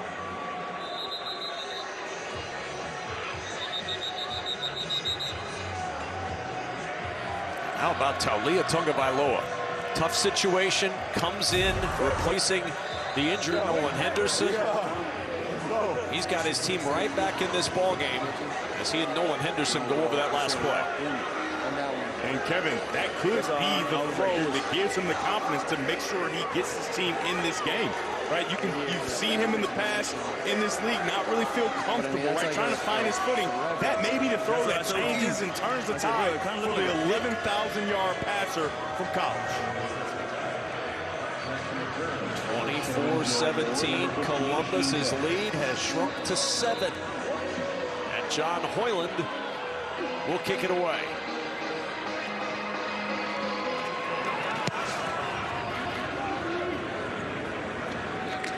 Kickoff, fielded at the 3-yard line. Looking for space and not much there on the sideline for Akeem Dent. And here comes Jalen McClendon, and all of a sudden, a game that it felt like Columbus was dominating is anything but a dominant Aviators score right now. 24-17. Despite 302 yards of total offense through 3 quarters, the Aviators lead is just 7. Hey, first down. Hey, zero flood tight over, black gummy. First down, ready? And you see punt, field goal, and then a turnover on downs the last 3 possessions. Here we go. And I expect the Aviators to go back to that run game. And it is on the ground, Zaquandre White. Just sort of zigging and zagging his way to the 28-yard line. And look at the intensity of the defense, right? You start to look like, oh, we don't have a chance, and then you get a touchdown from the backup quarterback, and now they're just energized. You can see them talking smack to the offense and trying to get themselves back into this game.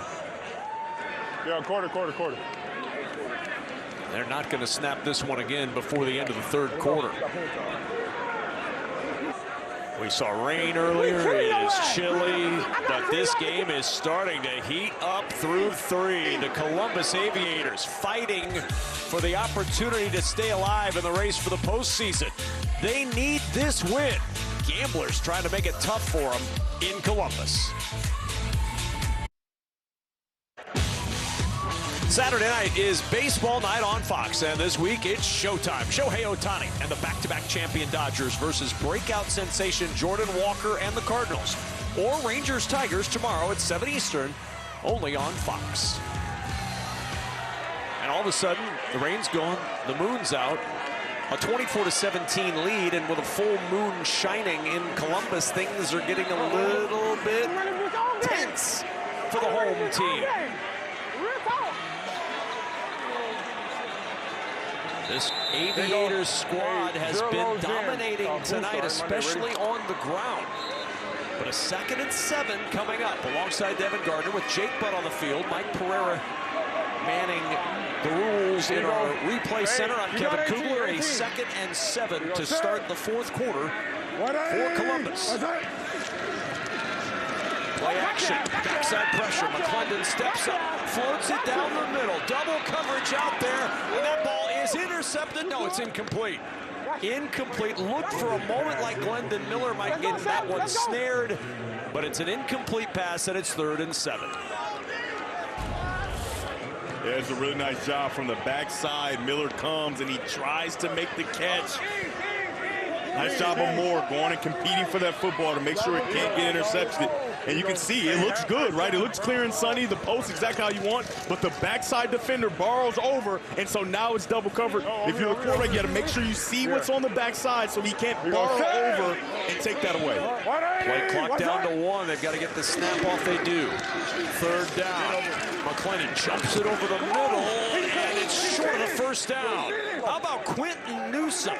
2nd big tackle he's made tonight. It's 4th and 1 for Columbus. As much as I believe they can pick up this 1st down with the quarterback sneak or running back, I punt this football away and force Taulia Tagovailoa to try to drive the football down the field. They gave him a short field already. He proved he can do that. Now make him prove that he can drive the length of the field. All of a sudden, that's what they're going to decide to do. Yep, they're going to punt. This Gamblers defense has started to stiffen and is making life difficult for the Columbus Aviators. Brad Robbins to punt it away.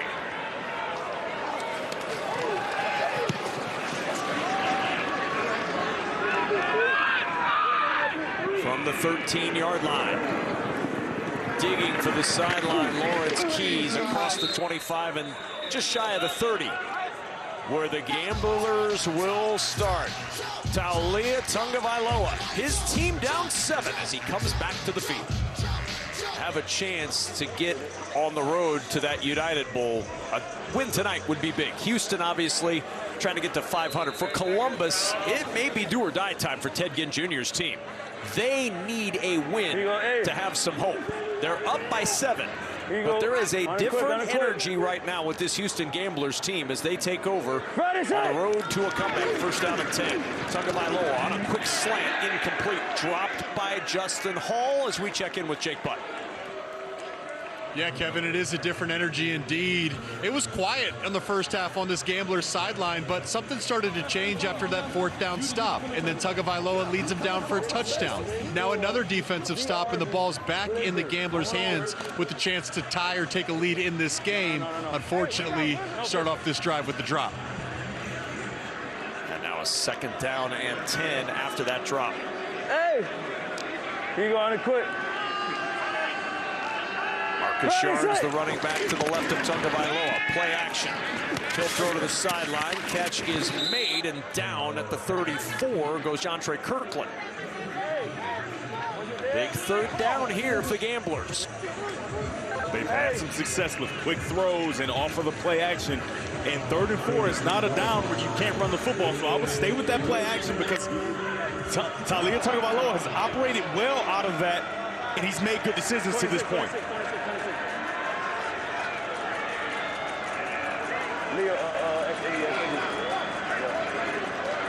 3rd and 4. On the quick, on the quick. Ready, set. And 3rd and 4, incomplete on a slant to Armani Rogers, couldn't connect. And it's 4th down, and the punt team's coming on for the Houston Gamblers.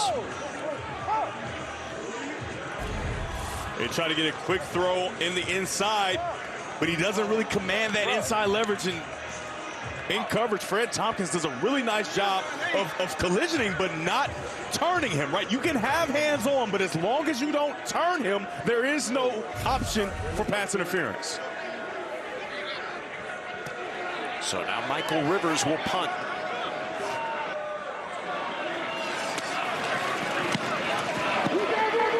With pressure, Rivers gets rid of it. Fielded at the 28-yard line and out of bounds with a big hit at the end of the return. Wells knocked out at the 31. Here comes Jalen McClendon. Here comes the Columbus Aviator offense. And Devin Gardner, it feels like this run game needs to get reestablished for Columbus here. They absolutely do need to reestablish the run game, because that's where a lot of their passing concepts, their pro-passing concepts, comes off of. You have to run the football to be able to get to that play action. And don't be surprised on this drive if you don't see Jalen McClendon use his legs more to even out this game and get back in control. Kings.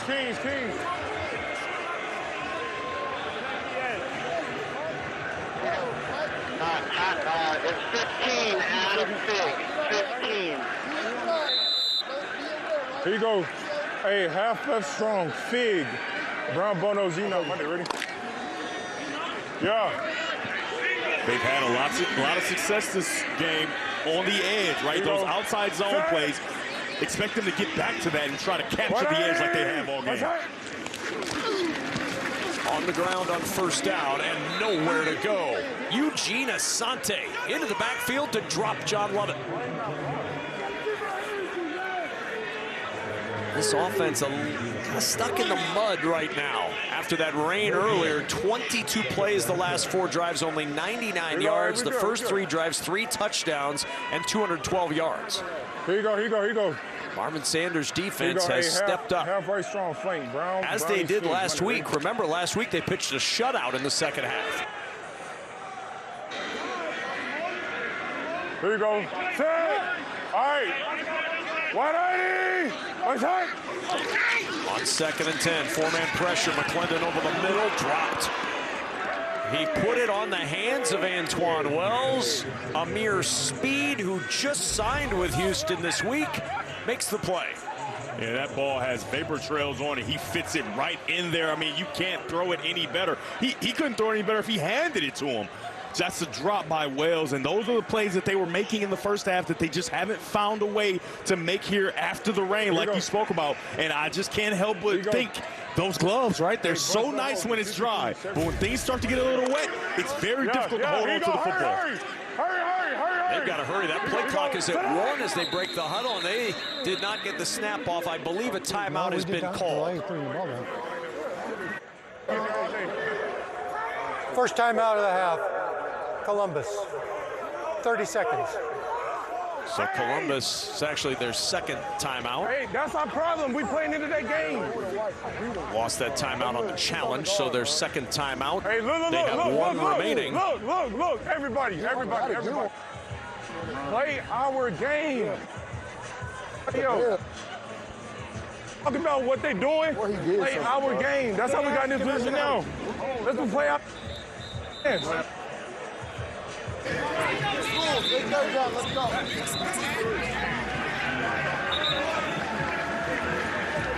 Jalen McClendon trying to take control of this huddle and coax this Columbus team back on track offensively.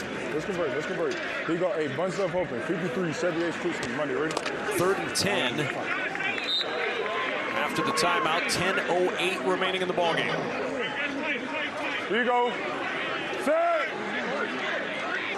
180. What's that? McClendon floats it up and is caught. It's a 1st down to midfield, and it's Tay Martin, his 4th catch of the night. McClendon compelled his teammates in the huddle, and this is a big play that he had earlier.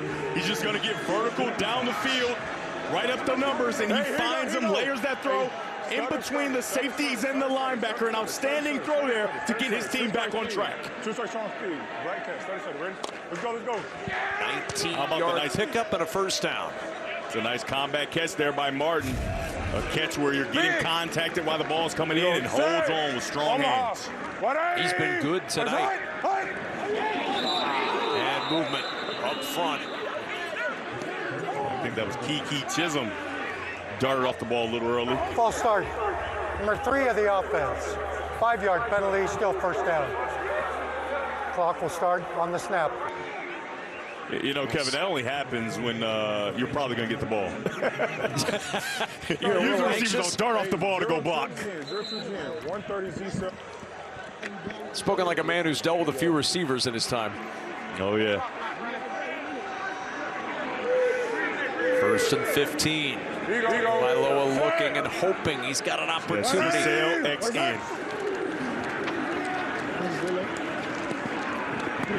And to the sideline. Catch is made about 2 yards short of the first down is Jalen Moore. Right, it's a really nice pro concept yet again. You're going to get a sail right here and a clear out on the outside. A nice job of McClendon finding some extra space. Doesn't like the pocket, gets outside a little bit, and puts a perfect throw on the numbers of his intended target. Here you go.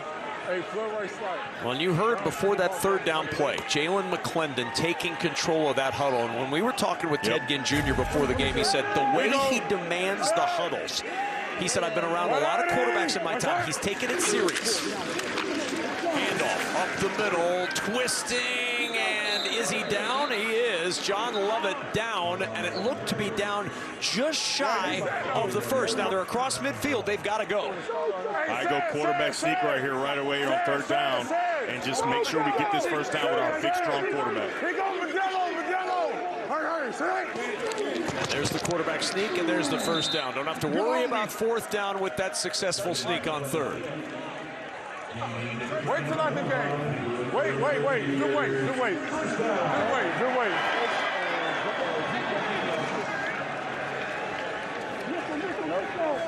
And the clock continuing to melt away as Kevin Sumlin looks on. Here you go. Houston 0-2 on the road. Ted Ginn Jr.'s team trying to close this out like they closed out Dallas a couple of weeks ago to get their first win. 180. What's up? McClendon on the keep. Steps through contact. And McClendon gets a yard. The ball pops out. Ball loose at the end of the play, and it is covered up by Columbus. What a break as Martin was there to snare the loose ball. Just going to move it back. We're going to move it back. I'll give you the yard line. What is it? Take a look and see if he was down first. Going to move it back to the 38-yard line. Yeah, it looks like that right knee was down before the ball came out. The runner was down at the 38-yard line. Second down. So right there. We talked about it earlier, though, Dev. That's been the concern with McClendon this year. Had 6 fumbles in 5 games coming in. Absolutely, and that's the perfect scare, right? Where the ball comes out, you think it's a fumble, and he had that experience already a week ago, and so now he understands ball security is paramount. I know I'm motivating my teammates. I know I'm talking with the defense, but I need to make sure that I'm securing the ball and protecting it at all costs. On 2nd and 9, handoff Lovett. His 17th carry of the night, and a good one for Lovett. Sets up a very manageable third down here for Columbus.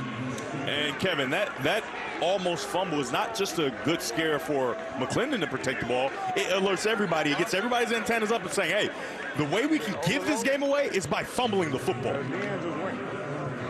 So McClendon out and Jalen Morton in on this critical 3rd down and 3. And hopefully Morton was watching and he has the ball protected as well. Morton, a little shovel pass ahead to his tight end, Gunnar Oaks, and Oaks is short of the first down by a yard. So it's 4th and 1. Do you try the long field goal or do you try to convert on 4th and 1? And as much as I want to say you try the field goal and force the Houston team to drive the field, I think you go for it here. I think you try to get this first down because they've had success on this drive with the quarterback sneak and also with the running of the running backs. Well, they converted 4th and 1 in the first half, but they're going to run the field goal team out now. It's a little bit of a hurried process. That play clock now has been reset. 49-yard try for Ryan Coe. They reset the clock, and they're going to take time now and let it burn a little bit more. Good snap and hold, but the kick is no good. It is wide to the right, and Columbus gives it back to Houston, down just a score. Taulia Tagovailoa. A smile on his face after this missed field goal on 4th and 1. And good field position awaits the Houston Gamblers offense. Down 7 in the 4th.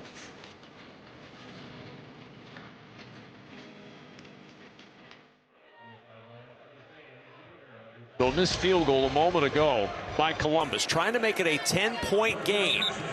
And the kick goes wide to the right. And Todd Haley's reaction is just, he's livid with the miss. Jake Butt, what did you hear or see down on the field? Any reason why Todd was especially mad about that? Yeah, it wasn't just Todd, it's the whole Columbus sideline. That was a quarterback ball. They were asking the officials to switch it out for the kicker ball. They made the officials aware, but it sounds like they were upset with the officials for not having the correct ball. And Mike Pereira, did they have an argument there? No, they don't, because they took so much time to make that decision with the clock running. If they'd have made it a normal timing, yes, he'd have a gripe. But when you wait that long to make the decision, we're not going to stop and bring in the ball. Mike, thank you. First down carry for Jalen White, and no gain on the play. So it's 2nd down for Houston, down a touchdown. Now, Kevin, the question here is, does that give the Columbus defense a spark, motivation to say, hey, we can band together. They're trying to screw us, and so now they can play inspired. 2nd down and 10. Tagovailoa with pressure coming, and he just throws this one at the feet of Jontre Kirkland. Let's listen into Todd Haley a moment ago. You didn't have a ball. You did not have a ball, and you're saying we delayed? You didn't have a ball. There was not a ball out there. So Todd Haley will take perhaps a bit of a dispute with Mike Pereira's statement a moment ago. Here you go, on a quick. 3rd down and 10. Practice it. Tagovailoa pressured again. On the run. Lost the football, and he bats it out of bounds. Taulia Tagovailoa dropped that ball and got a hand on it to swat it out of bounds and avert further disaster. Yeah, he's running and the ball's in that inside arm. You want to have it on the outside arm. He tries to switch hands, and he finds a way to tap that ball out of bounds, or else it would have been Columbus's football. This is an unforced error here, just trying to switch hands to the outside arm. And because of the slickness, remember, it was a ton of rain that came down. The ball just slipped right off his hand. And now 5 second-half drives, 1 touchdown drive, 4 3-and-outs for Houston. And the punt at the 30 and out of bounds. And Columbus will go back to work and try to close this game out. 3:47 to go in the 4th. The Aviators defense does its job. You see the numbers for McClendon tonight. A season high in total offense. Tagovailoa replacing Henderson following the injury. 1 touchdown drive, 4 3-and-outs in the second half for Kevin Sumlin's offense. And now it's going to be Kevin Sumlin's defense that has to stand tall once more. Strong kid. Black Cat Monday, ready?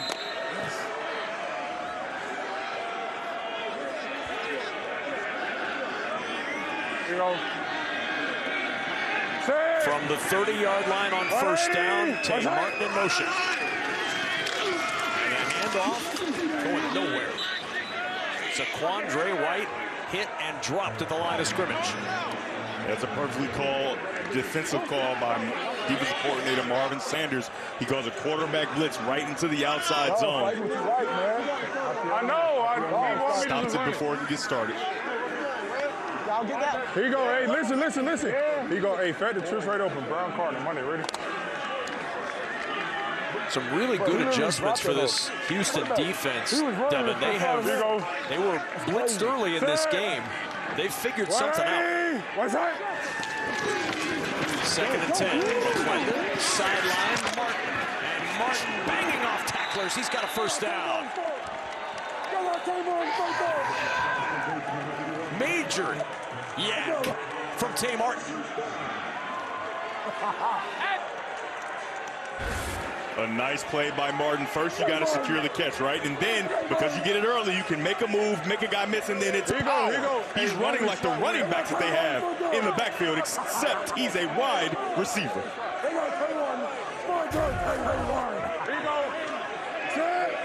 From the 43. On first down.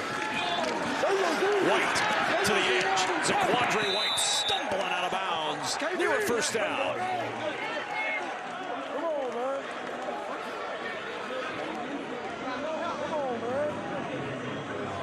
If you're Houston, you're going to have to start thinking, when do I use my timeouts? Do I think I'm going to get a stop here? Because if I think that I'm going to get a stop, at some point after this 2-minute warning that's going to come up, you're going to have to start using these timeouts to try to get this football back with enough time to go get 7. Come on.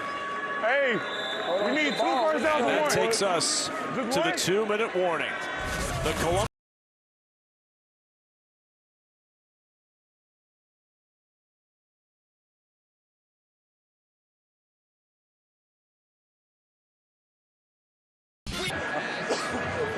Columbus Aviators 24, Houston Gamblers 17. Columbus trying to really keep hope alive in this season with a win to move to 2-4 and send the Gamblers to a 2-4 record. They've got a 2nd and 1 coming up at the 48. Devin Gardner, this game is not over with a first down. Houston has all 3 of the timeouts that they can use on defense. Of course, and that'll get them the football back, but they have to find a way to get a stop. Even if they give up a first down here, like we spoke about, with those 3 timeouts, they can get a quick stop and have plenty of time to try to go put points on the board. Zaquandre White is the running back. On 2nd and 1, it's a quarterback sneak from McClendon. That's a first down for Columbus. 1 minute, 56 seconds remaining in the 4th quarter. Coming up Sunday, Tyler Reddick and Michael. Big Club Z, Big Club Z. Timeout has not been used by Houston, so they're going to let them run this play and then try to use those 3 timeouts to force a 4th down. Hey, look. Zero flood tight effect over. Black Talks Bob Monday, ready? Yeah, I think that they shouldn't use the timeouts just yet because they got to make sure they're going to get a stop. And you would call an immediate timeout if this play doesn't get yardage. First down and 10. It's White. Pushed back beyond midfield. Now reversing his field, and down he goes. Big loss on the play as Eugene Asante tosses him down inside the 45. Should be an immediate timeout here. And there is that timeout used by Houston. They have 2 remaining. All right, as I started to mention earlier, coming up Sunday, Tyler Reddick, Michael Jordan's 23-11 race team, looking to continue their historic season. The NASCAR Cup Series hits Texas Motor Speedway. Pre-race coverage at 2 Eastern, green flag, 3:30 Eastern, only on FS1. This game is so important for both of these teams tonight. You see the standings. Columbus with any hope to make a run at the postseason. Deb, you almost have to get a win tonight. For Houston, it's been hard to win on the road. This doesn't eliminate them by any means, but it does make it a little tougher if they can't get this win. Columbus has to have this, though, and they're up by 7. Yes, you're absolutely right there. And I think that you put the ball in the hands of McClendon. He's played well. He had his scare. So if you're not running the football, keep the ball in his hands and allow him to make any decision. Now remember, you can punt the football when it goes under 2 minutes, even if you've crossed midfield. So they can punt this away if they don't get the first down. McClendon will throw. Catch is made, and then out of bounds. Yeah. Goes Tay Martin. And it's the nature of the concept, right? That concept pushes him out of bounds. You throw that, he's likely going to get out of bounds. And now for Houston, you get to preserve one of those last 2 timeouts. Boy, that is a major error for Columbus. Hey, bunch right open. As much as you want to blame Tay Martin right and want him to understand situational awareness, even if he knew what the situation was, I think he still carries out of bounds just because of the nature of the concept. Yeah, momentum was taking him toward that sideline. And on 3rd down and 16, a flag flies. I don't think they got the snap off in time. Number 58. Well, a false start. False start. 58 to the offense. 5-yard penalty, still 3rd down. Wes Harris in his first year playing professional football after 7 years in college. Come on, come on, come on. Was it TCU? Was it Florida State? Began at Lamar. Here you go. Hey, halfway strong, F orbit, Lake F bubble. Halfway strong. This is a good scenario. You have to go here. They do not have to go here. Under 2 minutes. This is as good a scenario as Houston can ask for. If they can continue to keep them from getting a first down, they'll be able to preserve a timeout during their offensive drive. They set up the screen, and Zaquandre White is yanked down for a loss back near the 38-yard line. Timeout here quick. Houston uses that timeout.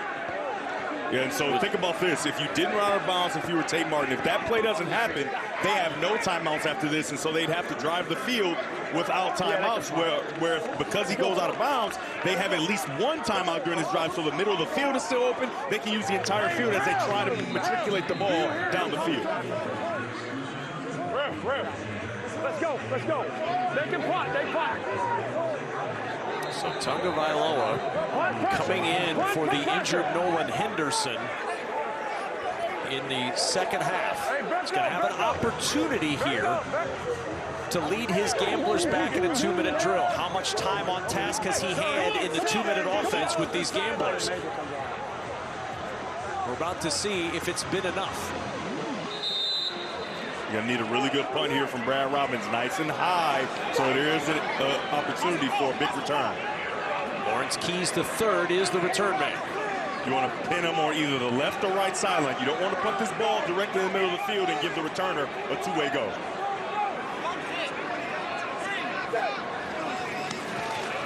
Low snap. Robbins pulls that one up. And a good punt. Keys from the 6-yard line. Keys out to the 15 and down at the 16. And a long road ahead for Tagovailoa after an outstanding punt. And Kevin, you knew it was going to be outstanding because the punter is a Michigan Wolverine. He did exactly as I said. You want to put the returner on one side, don't give him a 2-way go, nice and high, let your pursuit get down there, and now it's a uphill battle for Tagovailoa in this Houston offense.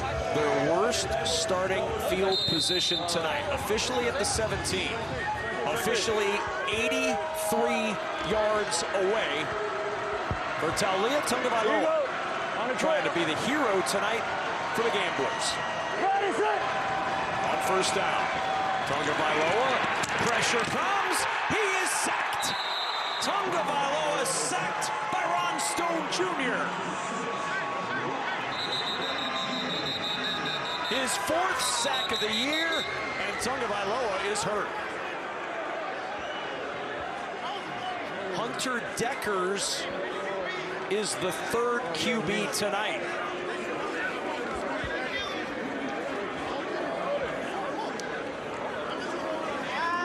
And Taulia Tagovailoa, they're looking at his left leg.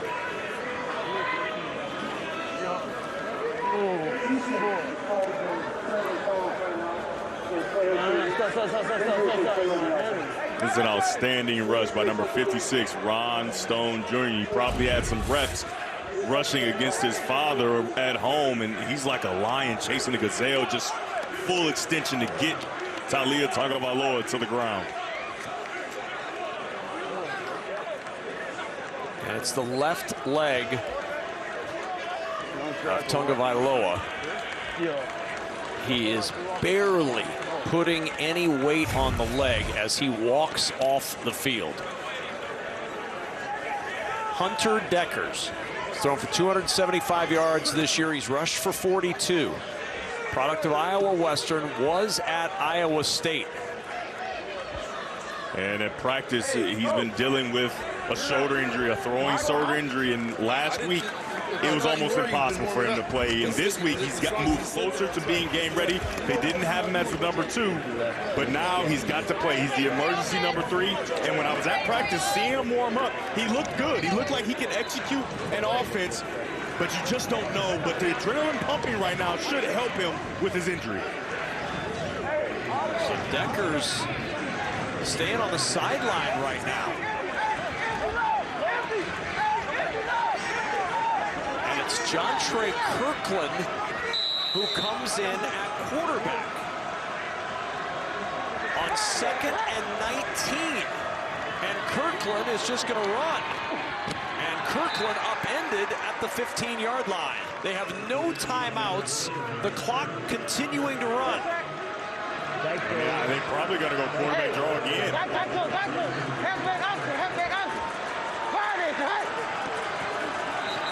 flag. There was movement on the right side of the line. Jalen McKenzie. Yep. And it's going from bad to worse for Houston. I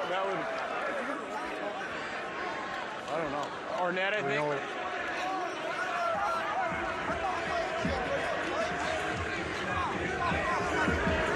Clock was running. While the clock was running, false start for 70 of the offense. 5-yard penalty includes a 10-second subtraction. Please set the game clock at 25 seconds from 35 to 25, and we'll start on my signal. So, Dev, the shoulder of Deckers is clearly not game ready per Kevin Sumlin's decision not to bring him in. And he said go a wide receiver.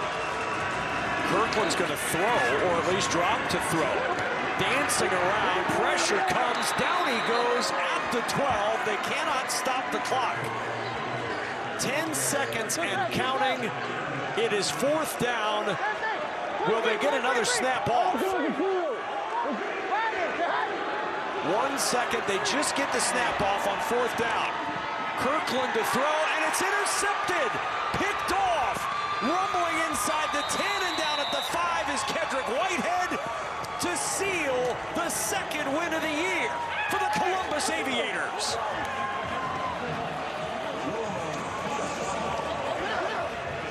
A 24-17 win for Columbus at home. And Kevin, fans at home of Houston probably wonder, well, why not throw the emergency quarterback in there? Well, Hunter Deckers had a shoulder injury. He's coming back from it, and it's a cold, wet night. He's done nothing all day. His shoulder is stiff. He doesn't have enough time to get ready to throw, so the best option there was Jontre Kirkland, and the game ends. On a game-ending pick and a 24-17 win for Columbus. Don't go anywhere. We'll be right back with post-game coverage right after this on Fox. Aviators celebrating a 24-17 win. Martin with 103 yards receiving. The first Aviator with a 100-yard game and the 8th in the UFL to have a 100-yard receiving game this season. And with the win, the Aviators now 2-4, as are the Gamblers, and both teams still in the mix for one of the 4 postseason spots in the UFL. A big bunch right under that yellow line to move into postseason contention. Down onto the field, and Jake Butt. All right, Jalen, you came up short against the Gamblers last week, got it done here in front of your home crowd tonight. What was the difference in getting the win? I know we talked about it in our interview the other day, but like I took it personally. I think our team took it personally because we felt like we left a lot on the field. We felt like we left a lot on the field, especially in the second half of the day. But it's just a testament of the team, our coaching staff just putting a good game plan together. So it's a testament to everybody just coming back to work, coming on a short week and getting a win. You guys had to fight there offensively in the second half, and we saw you fire up your team during a timeout. What was the message to your guys? Hey, just get guys going because we felt like we still made ourselves. It wasn't anything like necessarily they were doing. Shout out to them. That's a good team, especially that's a good defense. But we just felt like we was cutting ourselves short. And the message was just like execute and like let's play our ball. Let's play Aviator ball. Well, Aviator ball is running the football and another dominant rushing performance tonight. What does that do for you as a quarterback? I think it just opened up everybody. Like they would bring some run pressures, and we answered it with a couple of like RPOs and like nows and hot adjustments and stuff like that. So it's just a testament of us just being prepared. Really, the coaches giving us a good game plan, and the players going out and executing it. Do you expect Haley to do any dancing in the locker room after this game? Absolutely. Okay. All right, man. Thanks. Good win. I ain't gonna say I appreciate it. Once again, our final score, Columbus gets their second win of the season with a 24-17 win over Houston. The UFL is back on Fox this Sunday, Birmingham, Orlando at 4 Eastern. For Devin Gardner, Jake Butt, and our entire Fox Sports crew, I'm Kevin Kugler saying so long from Columbus. The Aviators flying high with a 7-point win.